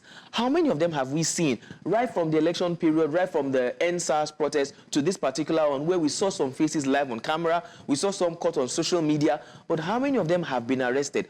Until certain persons, you know, begin to be brought to book and justice actually takes its course, until that begins to happen, before we will now start seeing young people being bold enough to say, if I go out to protest, if anything happens to me, I can rest assured that, you know, the government, that justice will, you know, will take its course. Okay. But when that doesn't happen, people just continue to get demotivated and begin to ask themselves, is it worth it in the end? We'll come to talk about the lives that were lost, but I want to go back to something you had said when you went to report at the Lekki toll gate on the first day or the day before, and you played the devil's advocate and said that maybe because they were not properly informed. You've reported in different parts of the country and the world. Is it typically the norm that you have to take permission from the police before you do a report as a media person? Certainly not.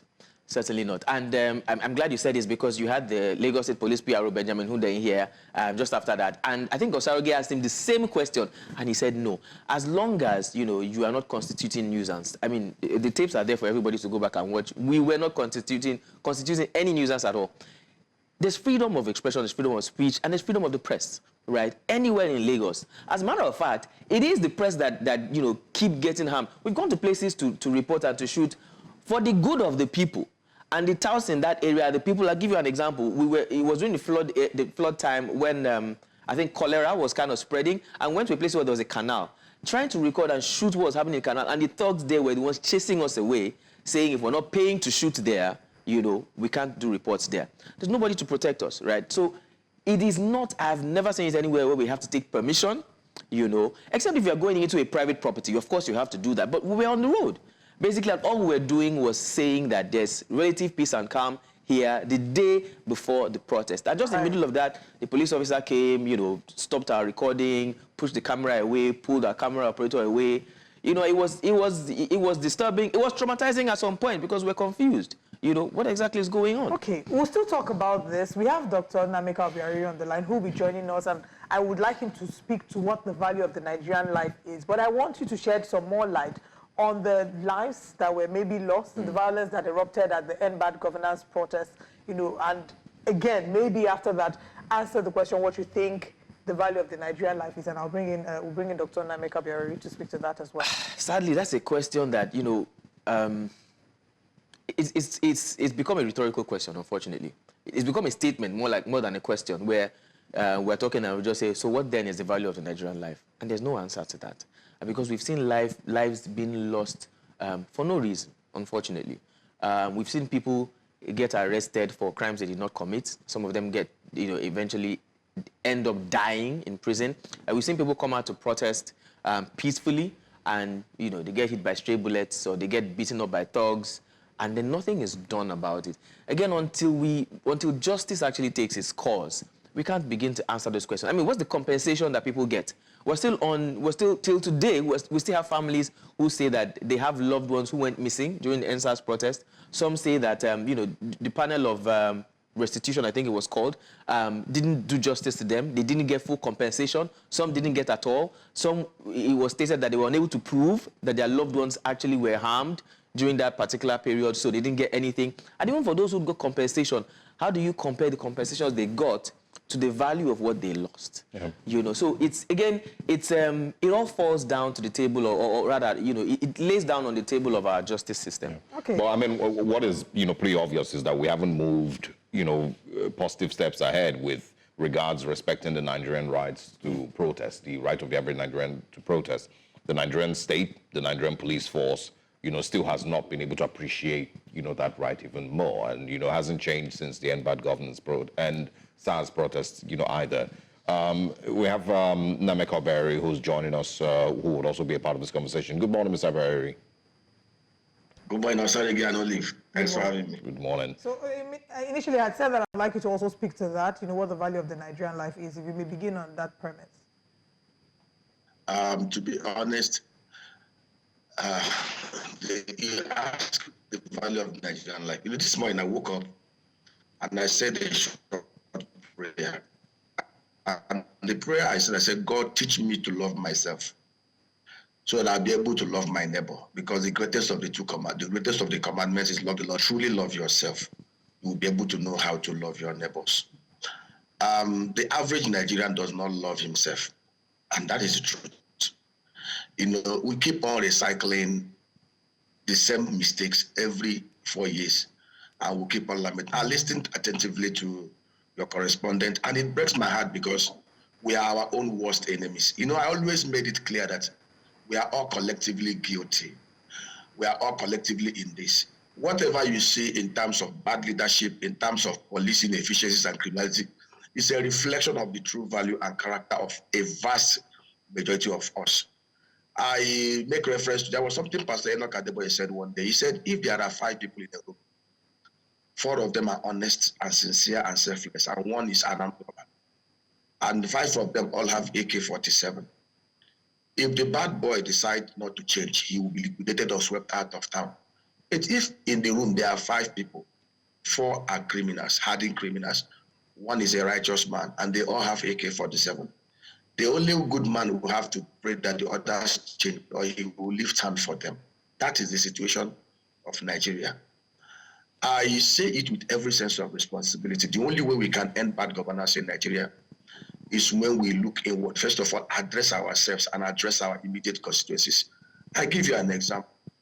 Nigeria is divided into 176,824 electoral polling booths, 8,809 electoral wards, 776 local government area, and 109 senatorial areas.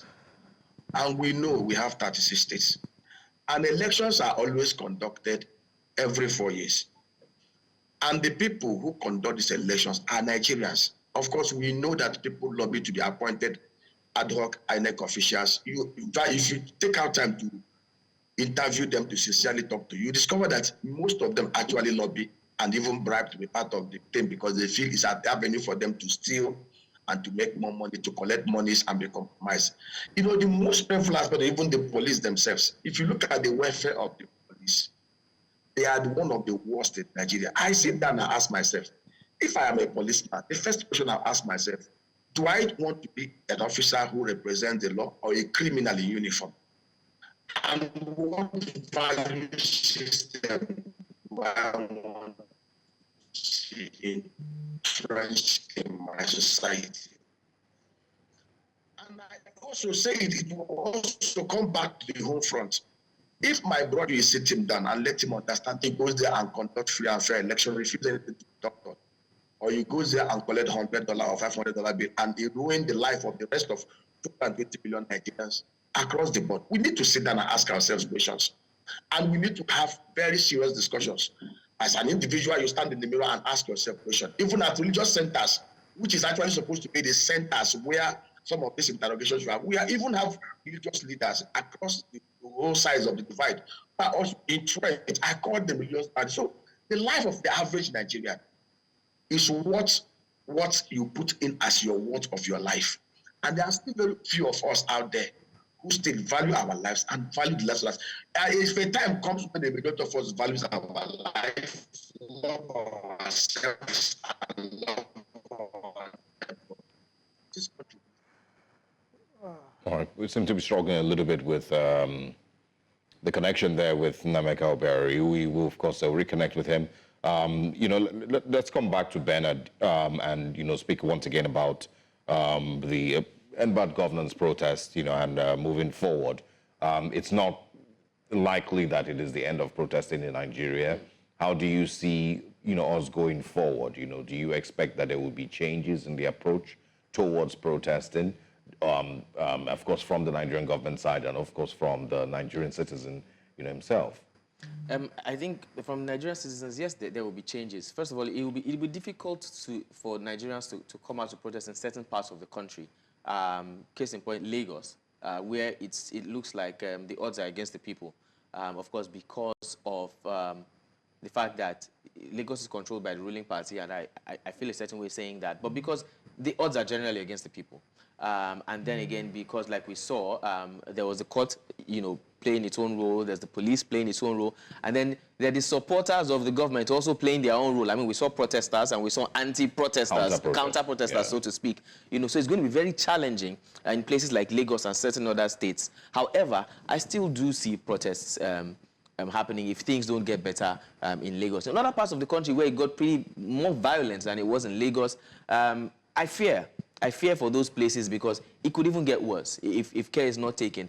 Particularly in some places in the north, it could get worse, where people actually are feeling, where people feel the most of the brunt of the basic issues there.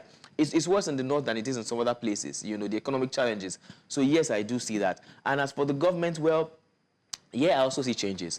There's this adage where they say, when the bird learns to fly without perching, the hunter learns to shoot without missing. Yeah. So the part of the government, the security agencies would also, and it's happening already, begin to beef up their own strategies and learn other ways, better ways, if you want to put it that way, on how to, quell protest and how to control protest. However, sadly, what I think is, rather than it being that way, I think that there should be a better understanding, particularly with our justice system, with our security operatives, and then with the people. Again, like you clearly stated, there's nowhere in the world where protests are not allowed to happen, right? It just has to be peaceful. We know that security operatives are supposed to protect lives and property of both the protesters and regular citizens. We can have protests where things are going on. We can have elections where nothing is being disrupted. We saw that in Ghana, Right. you know. Yeah. So it's yes, it's possible, but yes, we will see changes. In 30 seconds, do you think that the End Bad Governance protest would push a lot of young Nigerians to leave the country? We saw that with the End Bad Governance protest in 2020. Do you think that... EndSARS. So the EndSARS protest, I beg your pardon, in 2020. Do you think that that might be a reality as well, you know, an offshoot of the 2024 End Bad Governance protest? Oh, yes. I mean, we're seeing it already. You know, it's been happening. Even before then, the challenges in the country have made a lot of young Nigerians leave. With every protest, with every new challenge, with every new difficulty, we're going to have more people looking for their ways or looking for several ways to leave the country, regardless of how tight immigration rules and laws become in other places. The fact that things are tough in the country is making people leave, and that's quite sad. So any further protest is just going to be an extra push, sadly, for young people to want to leave. Yeah. All right. All right, Bernard Akede, thank you so much. And hopefully you won't have to risk your life a lot in 2025, you and the rest of our reporters. But thank you so much for constantly sticking out your neck for us to get premium stories here on Breakfast on News Central. Thank you for having me. All right, we'll go on a break, and when we come back, we'll still be reflecting on 2024 and what a year it has been. See you after the break.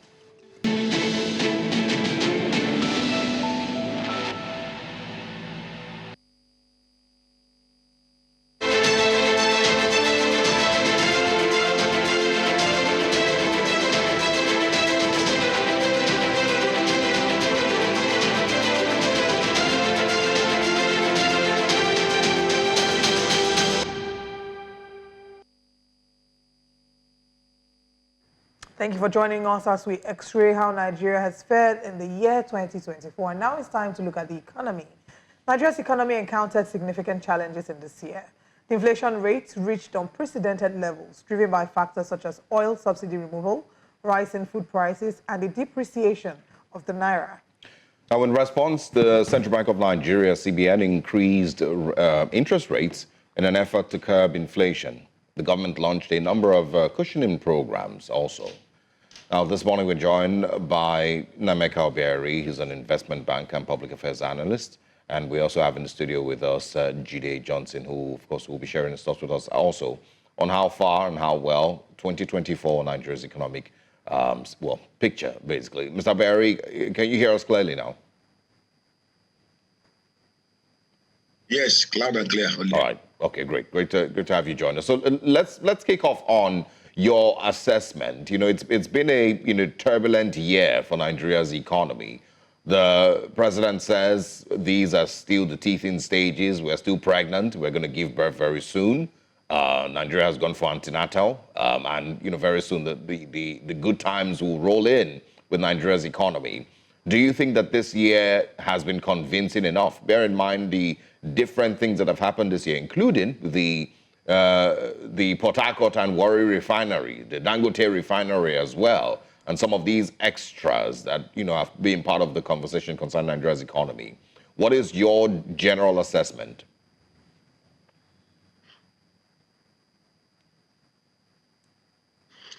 Sorry, I will just look at the numbers, and the numbers do not lie. As at this time, 31st of December 2023, Nigerian GDP was at about $332 billion. As at today, 1 year after, Nigerian GDP is estimated to be less than $200 billion. We've shed almost 50% of our size in terms of size of the economy. That simply means in terms of productivity of goods and services, our economy has tanked by 50%. In terms of the indicators of the socio-economic well-being of the average Nigerian, by World Bank indices, anybody who does not earn anything above $64.50, which is the equivalent of 110,000 naira, based on current exchange rate valuation, is regarded as very poor. And even if you look at NDIC records, you clearly see that over 197 million Nigerians are in the poverty region. This was not the case in 2014, even 2023. And you talk about us tackling inflation and getting out of the wood. From what I have seen, even from the budget proposal that have been presented to the National Assembly, and which they've actually rushed, I don't see any hope in the rising. Forget the propaganda. The question you should ask yourself, what was the price of the liter of the petroleum product in 2023 by this time? Missing power of the average Nigerian. What are the conditions of their security?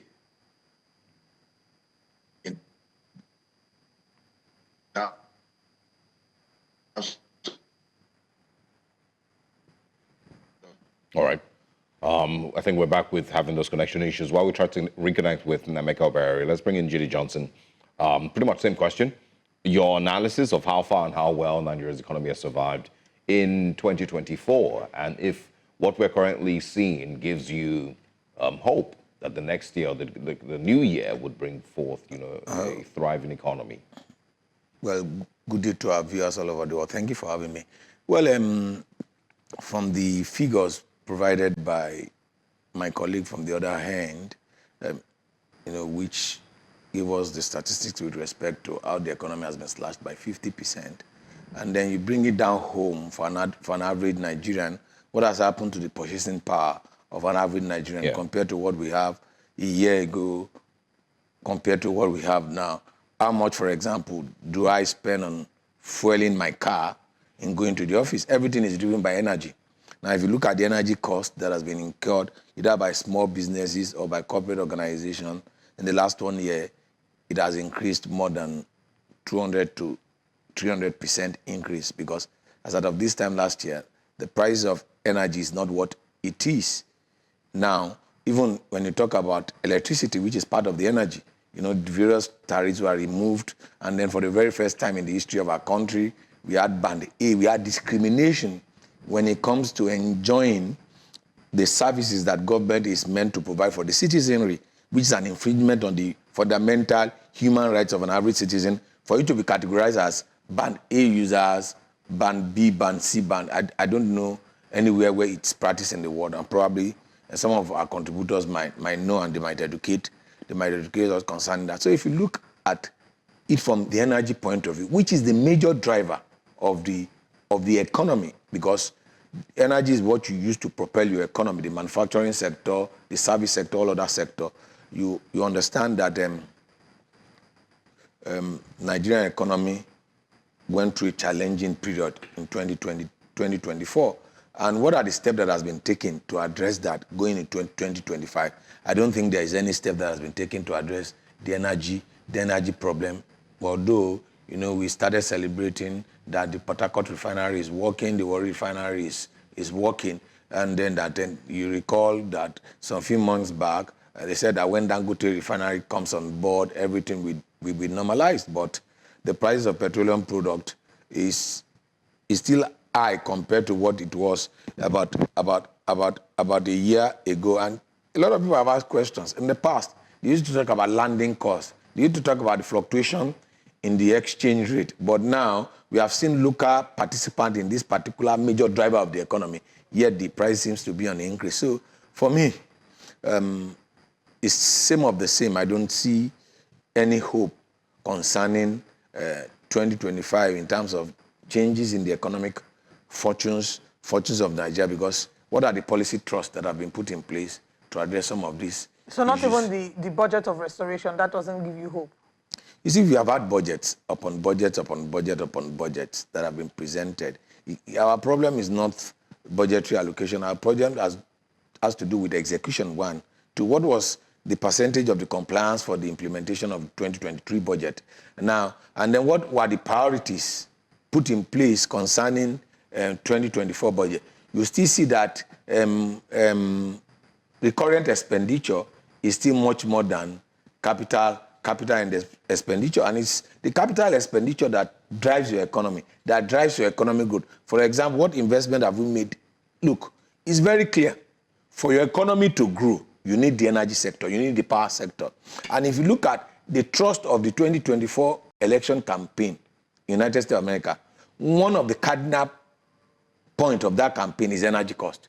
What steps are we going to take to reduce the prices of energy? And in our own case, we are not even looking at that. When the whole world is looking at how to reduce the price of energy, we are increasing the price of energy. And in what way would that bring about economic growth. Because once you reduce the energy cost, it reduces the overhead of small and medium-scale enterprise. They are able to break even, contribute to economic growth. But that is not in the horizon for me. Yeah. All right, Mr. Berry, we're going to, attempt with the connection again. If you can hear us, let's also have you share your thoughts. You were speaking already on your views on 2024. Put into perspective, of course, the budget. We had, I think 2 supplementary budgets in 2024 already. Now we're having another, the 2025 budget that has also been shared. So let's have your thoughts on how far and how well, and also your projections for the new year. Sorry, you recall this time last year I was in your studio, and I told that 2024, based on what I've seen from the budget projection, will be worse than 2023, and it happened. You don't need to be a rocket science scientist or a prophet to know, based on what we have seen from the 2025 budget projection, that it will stay poor.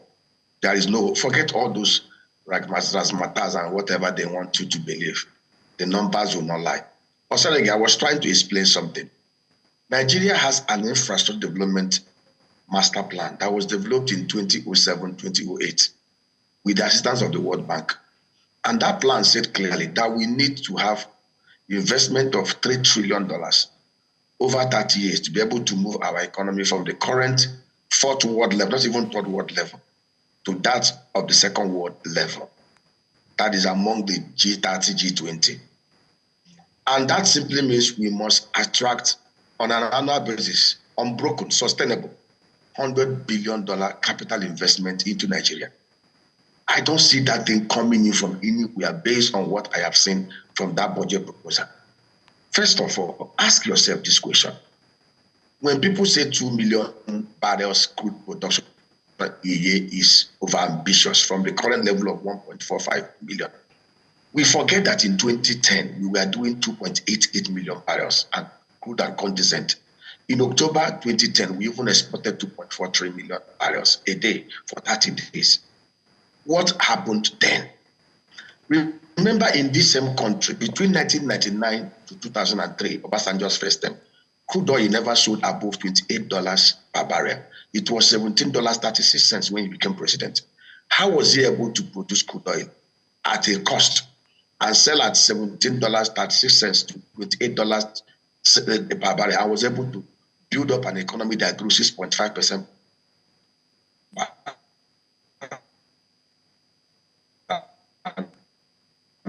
8 years, and $1 billion debt through negotiations of forgiveness of $12 billion. It's a question we need to sit back. What did Obasanjo do then with this debt? And that is a question we should be asking ourselves.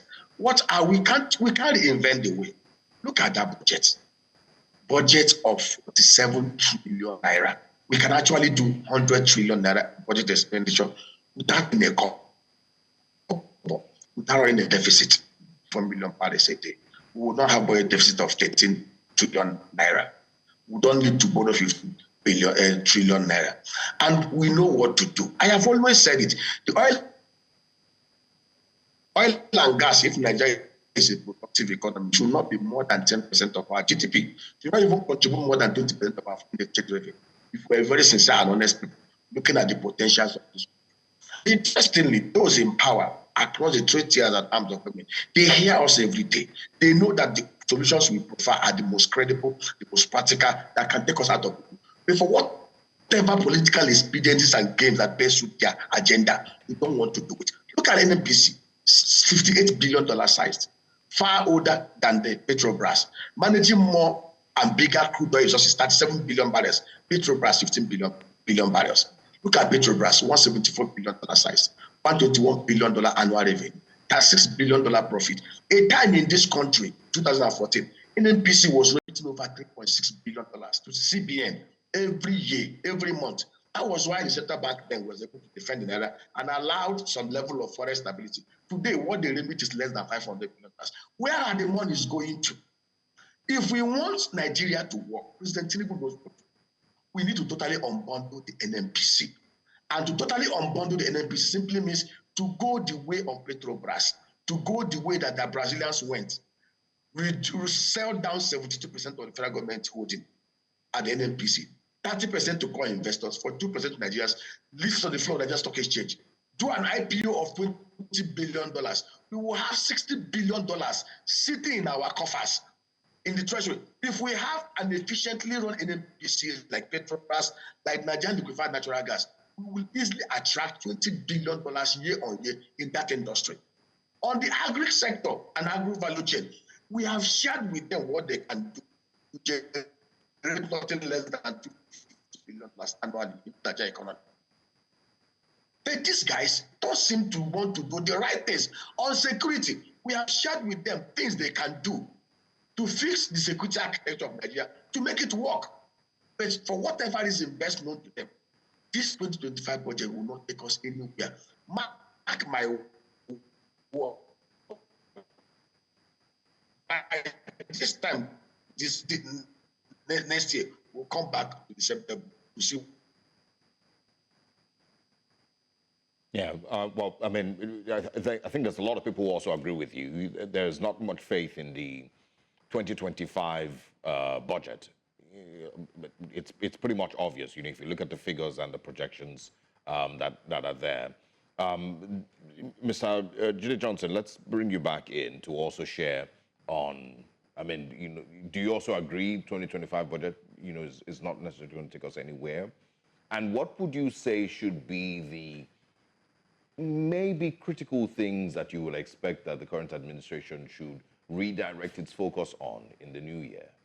You see, he spoke about the critical sector that we need to focus on. First and foremost, look at what happened to the telco industry and what, with the privatization of the telco industry and allow private actors to come to play in that particular sector. I used to share with my student and my children how we used to queue on Nitel to make a call, and then you queue, the queue be as long as from here to Ikeja, and then you drop your coin, then you wait, and all of that. If you have told anybody that it's possible for you to make phone calls from the comfort of your room, this is not possible. But it was as a result of taking that drastic step in privatizing that sector. Nitel, we believe, you remember the former Senate President, David Mark, who was then the Minister of Communication under Babangida administration, who said telephone is not for the poor. As far back as then, but look at what has happened to that particular sector. Where is Nitel today? And that's a lot of people have used the Petronas example, even the Saudi Aramco example, that's what we need to do concerning NNPC, that there's a need for us, for government to divest in NNPC and allow private sector and citizens to have ownership of, and he gave it a template of government retaining 42% and the remaining percent being shared. But you recall when campaign was being done for 2019, an article came up with this idea, it was criticized, and then towards the tail end of Warri's administration, they came up with one abracadabra that NNPC has been privatized and the rest of it, and they give it a new name, and nothing happened concerning that. So that particular sector, which is the energy sector, we need to focus on that. The second sector is the agricultural sector. It's very, very clear. What are the steps that we have put in place to any nation that cannot feed itself is not ready for self-sustenance, is not ready for growth. Now, what steps are we taking to address? Nigeria is blessed with arable lands. So what investment across, beyond the federal government, the state government, the local government, and the rest of it, what investment are they making in agriculture? What's the cost? Look, because of the huge amount of money which we spend in sustaining ourselves, we don't have enough money to save out of our disposable income. And he said saving is the lowest form of investment, which provides credit for the bank and for anybody that is looking for a loan to have access to this loan. So if you look at the energy sector, the agricultural sector, and then you look at the infrastructure, if you travel through the length and breadth of this country. Now, we made the Warri administration borrowed money for the railway system. Now, how integrated are these rail systems? How good are our routes in terms of moving goods and services from the farm produce down to the cities where it is needed? Yeah. Then, lastly, the security architecture. The issue, I still go back to the 2013 letter Obasanjo wrote to Jonathan in December 2013, which, when he was talking about the security challenges which we had. If every government is sincere. All they need to do is to go and dissect that letter, particularly read page 8 of that particular letter, dissect it, and carry out some of the recommendations Obasanjo made concerning this issue. I can assure you that some of the security challenges we are having will be solved. However, a lot of people are making, that's my opinion, I believe, and I strongly believe, because if you watch this movie, The Lord of Wars, a lot of people are making money from this security situation that we have. Who audits the security votes? Who audits it?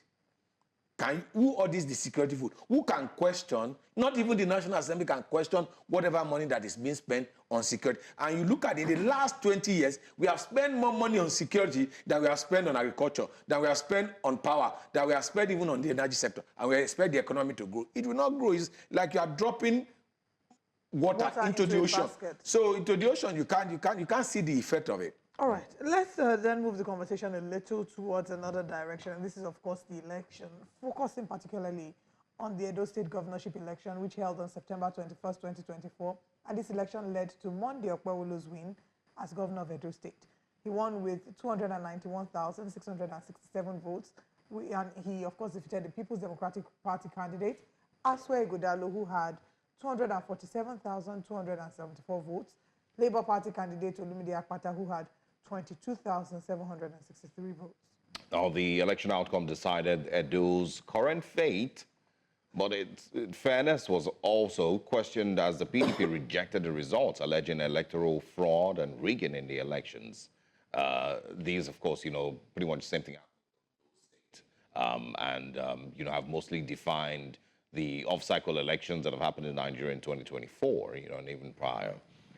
So let's, also speak on that, and the reason we're bringing these things up is because, again, it is how far and how well, what is different. Almost 2 years since the current administration came into office, we have just concluded a full year.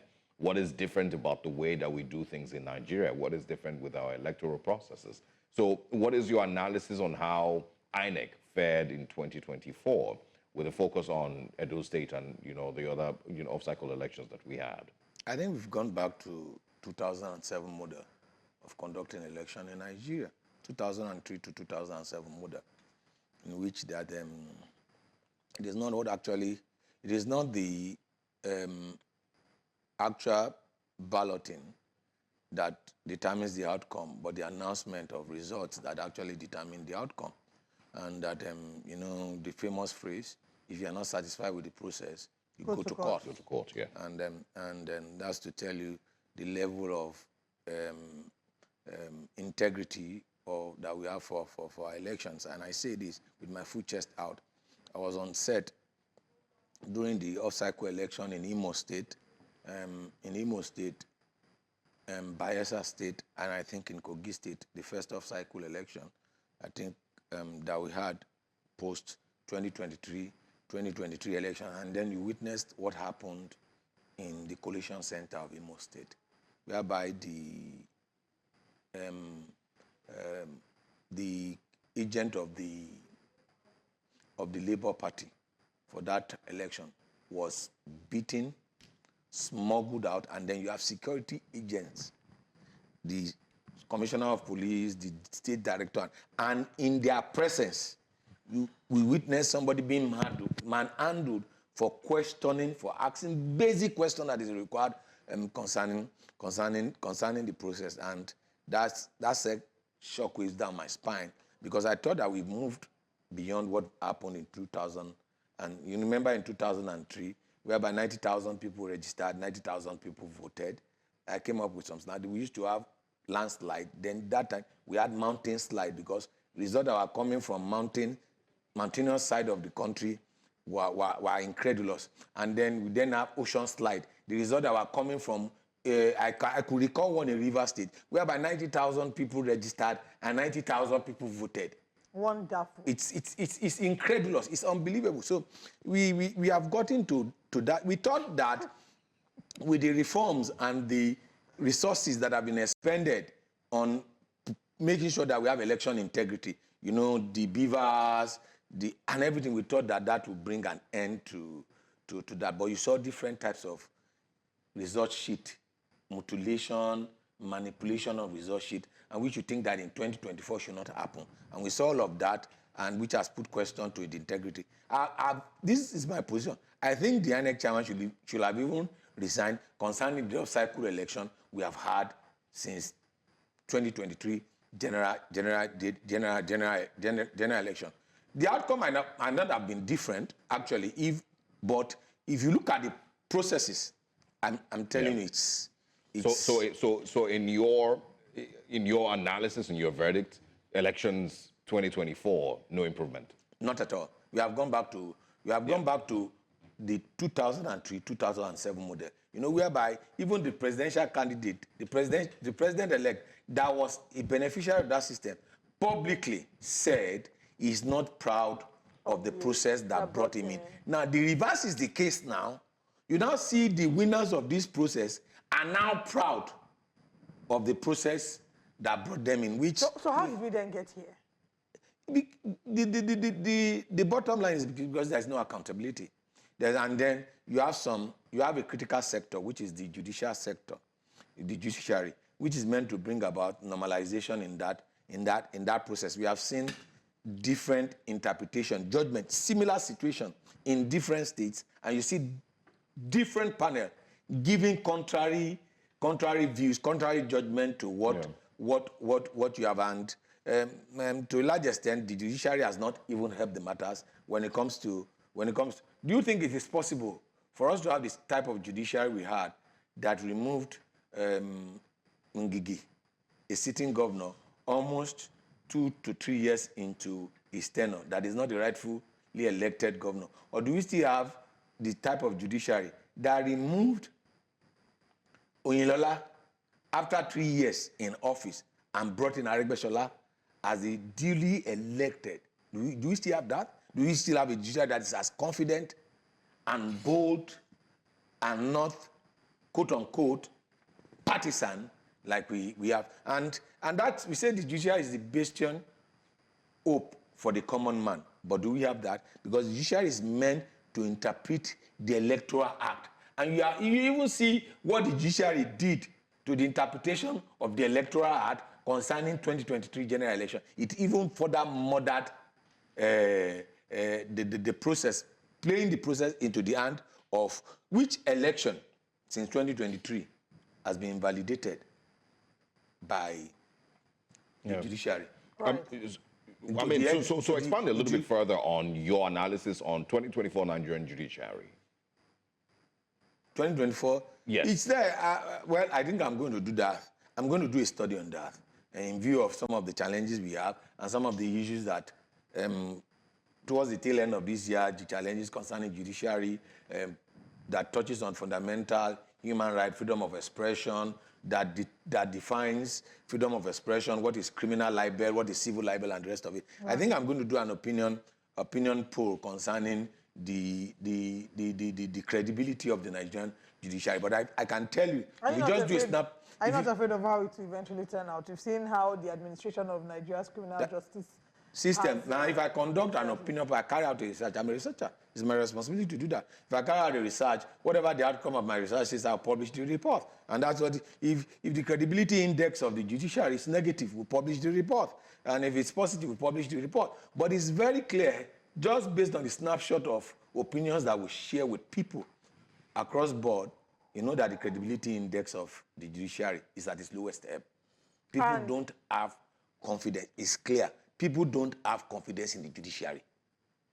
Okay, so how do we then restore it? What amount of work lies ahead of us? We have this year was also another pivotal year in terms of swearing in of a new CJN, Justice Kekereko.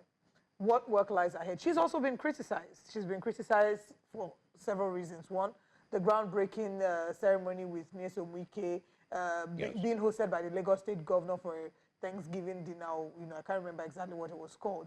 So what work lies ahead, and do you have faith in the current CJN to be able to sanitize the judiciary? I think the judiciary needs to go back to its traditional role of not being seen but being heard in the courtroom. Now we've seen the judiciary. While we are growing up, do you see judges? Judges don't attend parties. Judges don't attend social function. Even when they go for services in their religious, what have you, they are as modest, and because judges are placed in the same pedestal you place God. You know, after God, who are the next set of people that have power over life and death? They are judges. And now we have seen judges being heavily involved in... I remember one of these justices of the Supreme Court that retired. I think she's from Kebbi State, and she was one of the panel that brought Obi in as the governor of Anambra State that removed Ngige, that Ngige was not duly elected. I remember she said that until then, she was given an account, said until they made that decision, the political class never knew the power that judiciary wielded. And then he said from that moment forward, the political class was much more interested in who becomes the Chief Justice and who are appointed into various offices. I think we need to insulate the judiciary from the political mess. And some of us have argued that, look, the appointment of the Chief Justice of the Federation, for example, the president will nominate whoever he wants to serve in the Supreme Court of the United States of America. Yeah. But that judge will be screened by the Senate. And that judges can be impeached. And I think that we need to put that clause in our Constitution that makes a provision for judges at all levels to be impeached for gross misconduct and the rest of it, and not leave the hiring and firing. We've even seen situations whereby governors have removed, single-handedly, chief justices of the state and replaced the chief justices the chief judge, rather, the chief judge of their state, and replace him with another chief judge. So there are some constitutional reviews that we need to do to take you can have the power of appointment, being the chief executive, but the power of removal should lie with in fact, even many have argued that the power of appointment should not even lie with the executive, because sometimes it would then make the judges feel obliged to them, that we should sort of rework that provision that allows the executive to be able to interfere with the appointment of the judiciary. I have said it. If this is the type of judiciary that we have now, is the type of judiciary we had under military administration, when there were ouster clauses, justices like Chukwudifu, Oputa, Justice Kayode Esho, and the rest of them, there are many, Caribe White and the rest of them. If this is the type of justice that we have now at the national level, at the federal level, at the justices we have during military administration, I can tell you we never experienced democracy. Yeah. All right. We're going to go on a short break. When we come back, we have a bit more to also share with you. I think I would also like that you speak on the opposition parties 2024. Okay. How well did they fare this year? Do they still exist? Will they move into 2025 with us, or are we leaving them behind? On that staircase. So that yeah, exactly. All right, so let's take a short break. When we come back, we'll continue.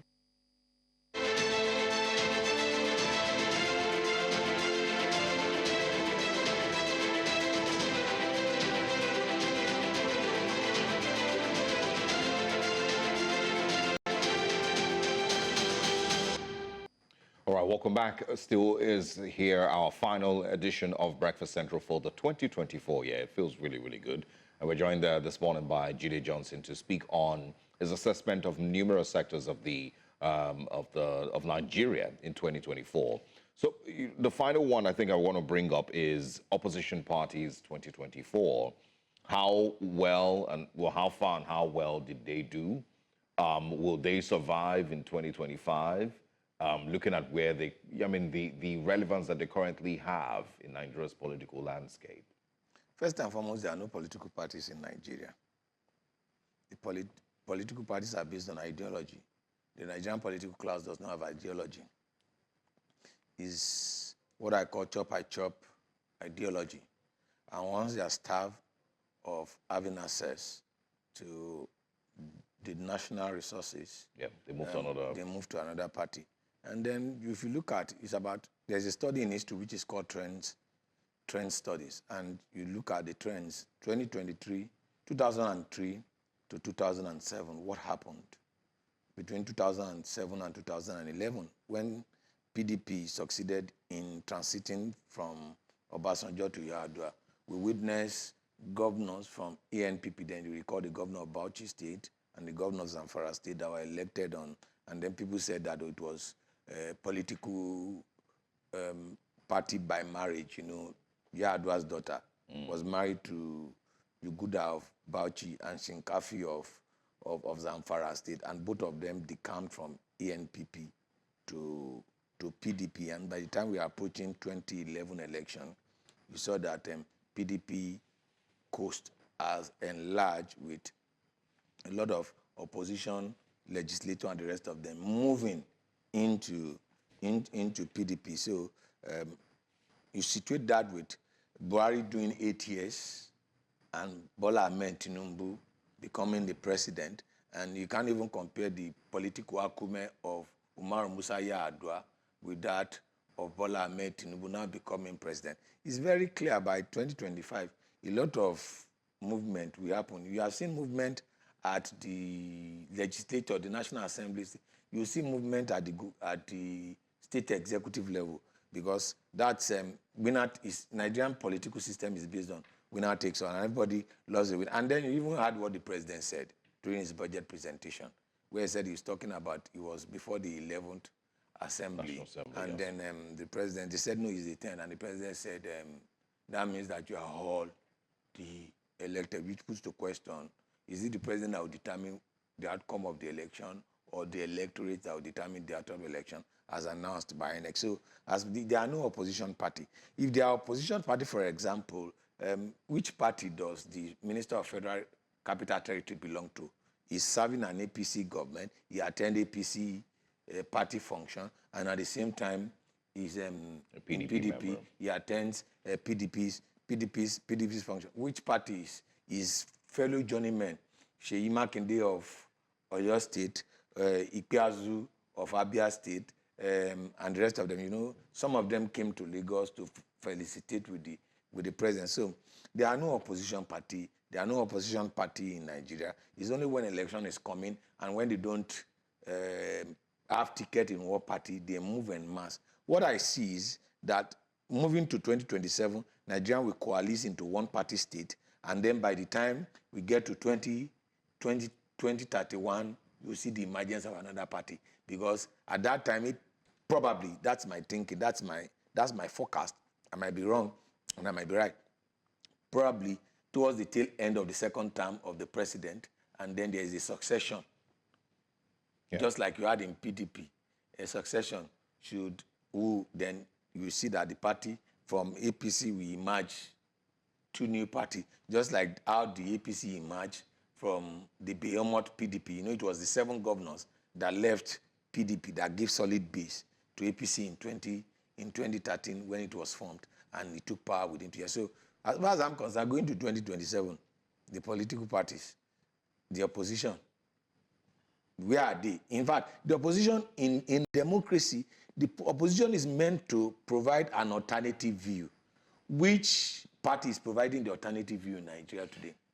Labour Party that is bedeviled with crisis, or PDP that is bedeviled with crisis? Who is the national All champion? of them are now even starting to, we're seeing a number of them moving to the APC, so it's different. It feels like different sides of the same coin, but I guess 2025 will show us what exactly is in it for opposition in Nigeria. Jide Johnson, it's always a pleasure to have you. Thank you for joining us, and Happy New Year. May 2025 be good to you. It's a pleasure to be with you, Olive and Otharage. It's a pleasure to be with you guys. Happy New Year to our viewers all over the world in advance. Thank you. And you know, people in Australia will soon be in the new year. Yes, sir. All right, we'll go on a break now. When we come back, we have the final stretch, exploring stories that have made the big headlines in 2024. Stay with us.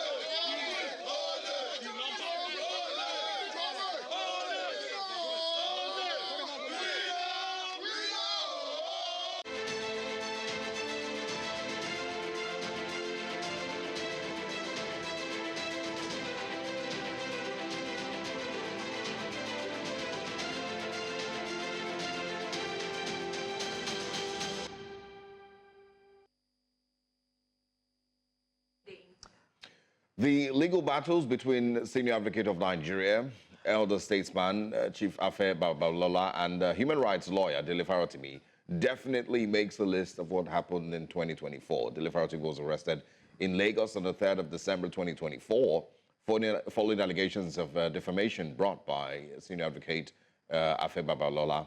The arrest was linked to Farotimi's book, Nigeria and its Criminal Justice System, which critiques the systemic issues within Nigeria's legal landscape. His detention sparked widespread outrage, with activists, legal practitioners, and civil society organizations condemning the action as an attempt to stifle human rights. This morning, we're joined by Bettina Nweli as we explore these conversations as well as others, looking at what it means for freedom of speech in Nigeria, as well as judicial independence. Thank you very much, Bettina, for joining us. Thank you so much for having me on the show. I think, just like we did with Bernard, we should do the same with you. You've covered a lot of stories, you as well as our other reporters. You've put yourselves on the line, so I want to say thank you for constantly risking it all I to feel bring us so all the honored. stories. Thank you. Thank you so Thank much. you. Okay, so let's get into Dele Farotimi before we come to the general stories that you've covered this year. You were in Ekiti at the last court hearing and where he was granted bail. So take us through, the story and what you think that this story tells about Nigeria's judicial landscape. That question sounds like a setup question, but I will answer it regardless. Now, for the Dele Farotimi case against Afe Babalola in Ekiti, it just seems like the judiciary is, they are in a spotlight, a sort of spotlight for now, and people are waiting patiently to see how all of this is going to unfold. Are you going to, fold your hands and just watch injustice take place in Nigeria, or are you going to do something different? A lot of Nigerians, a lot of citizens, netizens, because we see all of this on social media, are of the opinion that, the judiciary have been bought. Nothing good, nothing justice can come out of the judiciary. So for the Dele Farotimi case, it was quite painful to see how court precedents, go on in the court. I was in court for the first time in my life, and I was opportune to actually see the precedents, and I'm like, okay, we can do better in this regard. But away from that, let's even take a look at the case in itself. Now, how are they judging a case, between Farotimi and Afe Babalola in an environment where it seems like it is Afe Babalola's home, his own fort? It almost seems unfair. The first thing that caught my eyes covering that particular story was the fact that one of the court buildings was clearly donated by Afe Babalola. So how do you now say that the people there are going to give judgment without any bias? Wow. So, I mean, you've just led me to the second question. I was going to ask you, what was the mood like in court that day? The mood was pretty, I would say it was 50-50. Some people in support of Farotimi, of course, and some people in support of Afe Babalola. We had people that came from far and wide, from Lagos, from Abuja, showing support and solidarity for Farotimi. And I was also glad to see that he was in quite good spirits. I saw recently, after his release, that, he was a bit emotional on TV and thanking Nigerians for all of their support. And I think that if I were in that same situation, I would also be emotional, seeing how people, rallied around, came, traveled with their own personal funds, with their own time to make sure that, we have to stand by this man because this is injustice trying to play, in the Nigerian judiciary system all over again. Well, it seemed like it. Let's talk about your views generally on, the respect for the rule of law and judicial independence, the allegations that were made in the book, of course, which has, become now very popular, critiquing the judicial independence in Nigeria and, of course, alleging that there's a lot of corruption, going on in Nigeria's judiciary. Do you think that that narrative is still held very strongly across Nigeria? Well, I think that it will be held even more strongly now with the way things have played out in court.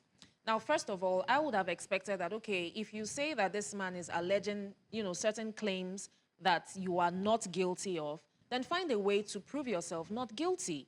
Dragging him through the mud almost seems like, hey, I'm guilty, but how dare you have the audacity to call me out? That's what it seems like. Right. Okay. I mean, many Nigerians will agree with you that indeed the spotlight is on the judiciary right now with Dele Farotimi's case, and even looking at several other cases, the bail conditions in some time, in some cases have been deemed unfavorable. Because how is Farotimi having all of those, strenuous bail conditions, And then we have a governor from another state who, first of all, has, tried to escape arrest for quite a number of times, but not having the same stringent bail conditions. It's almost as if, let me still pat me on the back, but if I say the truth, then, bring out the daggers and the swords and crucify me. Yeah. All right, and then let's move away from conversations about Farotimi, the rule of law, judicial independence, as I think that this formed the core of the end of 2024 and might, quite frankly, form the beginning of 2025. But let's look at an era that I think that you've done amazingly, is that a correct word? Yes, amazingly with. Climate. You've won several awards about, for writing and doing pieces on climate and sustainability. How well are we faring in telling those kind of stories and in terms of spreading the awareness here in Nigeria? I would say that, when it comes to awareness, we are actually trying, but we can do more. There's still space for us to do more. First of all, there is no particular climate show on our Nigerian media houses currently. I know of a radio station that's only just started. It hasn't even picked up yet. But when it comes to climate, I feel like Nigerians still feel like, it's a world problem. It's not really peculiar to Nigeria. So what is the big deal? When you're even trying to sensitize citizens on, things that they should and should not do when it comes to, climate activities and just protecting your environment generally, it almost becomes a case of you are doing the most. After all, we've been using these plastics for 100 years and nothing has happened. Our parents, grandparents passed it from generation to generation. Why is it changing now? But we also need to remember that the only thing constant in life is change. So when we see that, certain practices that we're used to in the past is beginning to affect our present and probably our future, we should be able to do something about it and, just take precautions and try to retrace our steps so that the future is actually certain for us and our unborn kids. Yeah, I mean, many people would argue that, it's mostly because, in this part of the world, we're still tackling hunger, and you need to be well fed before you start thinking about, plastics and thinking about. So let me put it climate. this way, Osarage, add homelessness to the list of hunger and poverty. Yeah. Because at the end of the day, if you go towards Ekpe and towards, the beaches that we have in Lagos, you will see the shorelines are shifting. Lagos is literally sinking per second. In a few years from now, there probably will be no Lagos if we don't take actions now. Yeah. So at that point, do we now say hunger should be the matter of the day? I'm just expressing what, I feel is, it occupies the mind of the average Nigerian more. I quite agree. The Nigerian government itself is what should be taking these things more, seriously. They should be the one putting out the warnings. They should be the ones monitoring, this, like for example, you mentioned the shifting of Lagos and the shorelines of Lagos. They should be the one taking it more seriously. But if they are not, the average Nigerian citizen is not, necessarily going to be so bothered about whether he's using straws or whether his So let me just say this real quick. And before I say it, I have to say a big well done to the Lagos State government when it comes to environment and climate activities, because I think that amongst the states in Nigeria, they have taken the lead. I would say Lagos and Niger State are taking the lead when it comes to climate activities.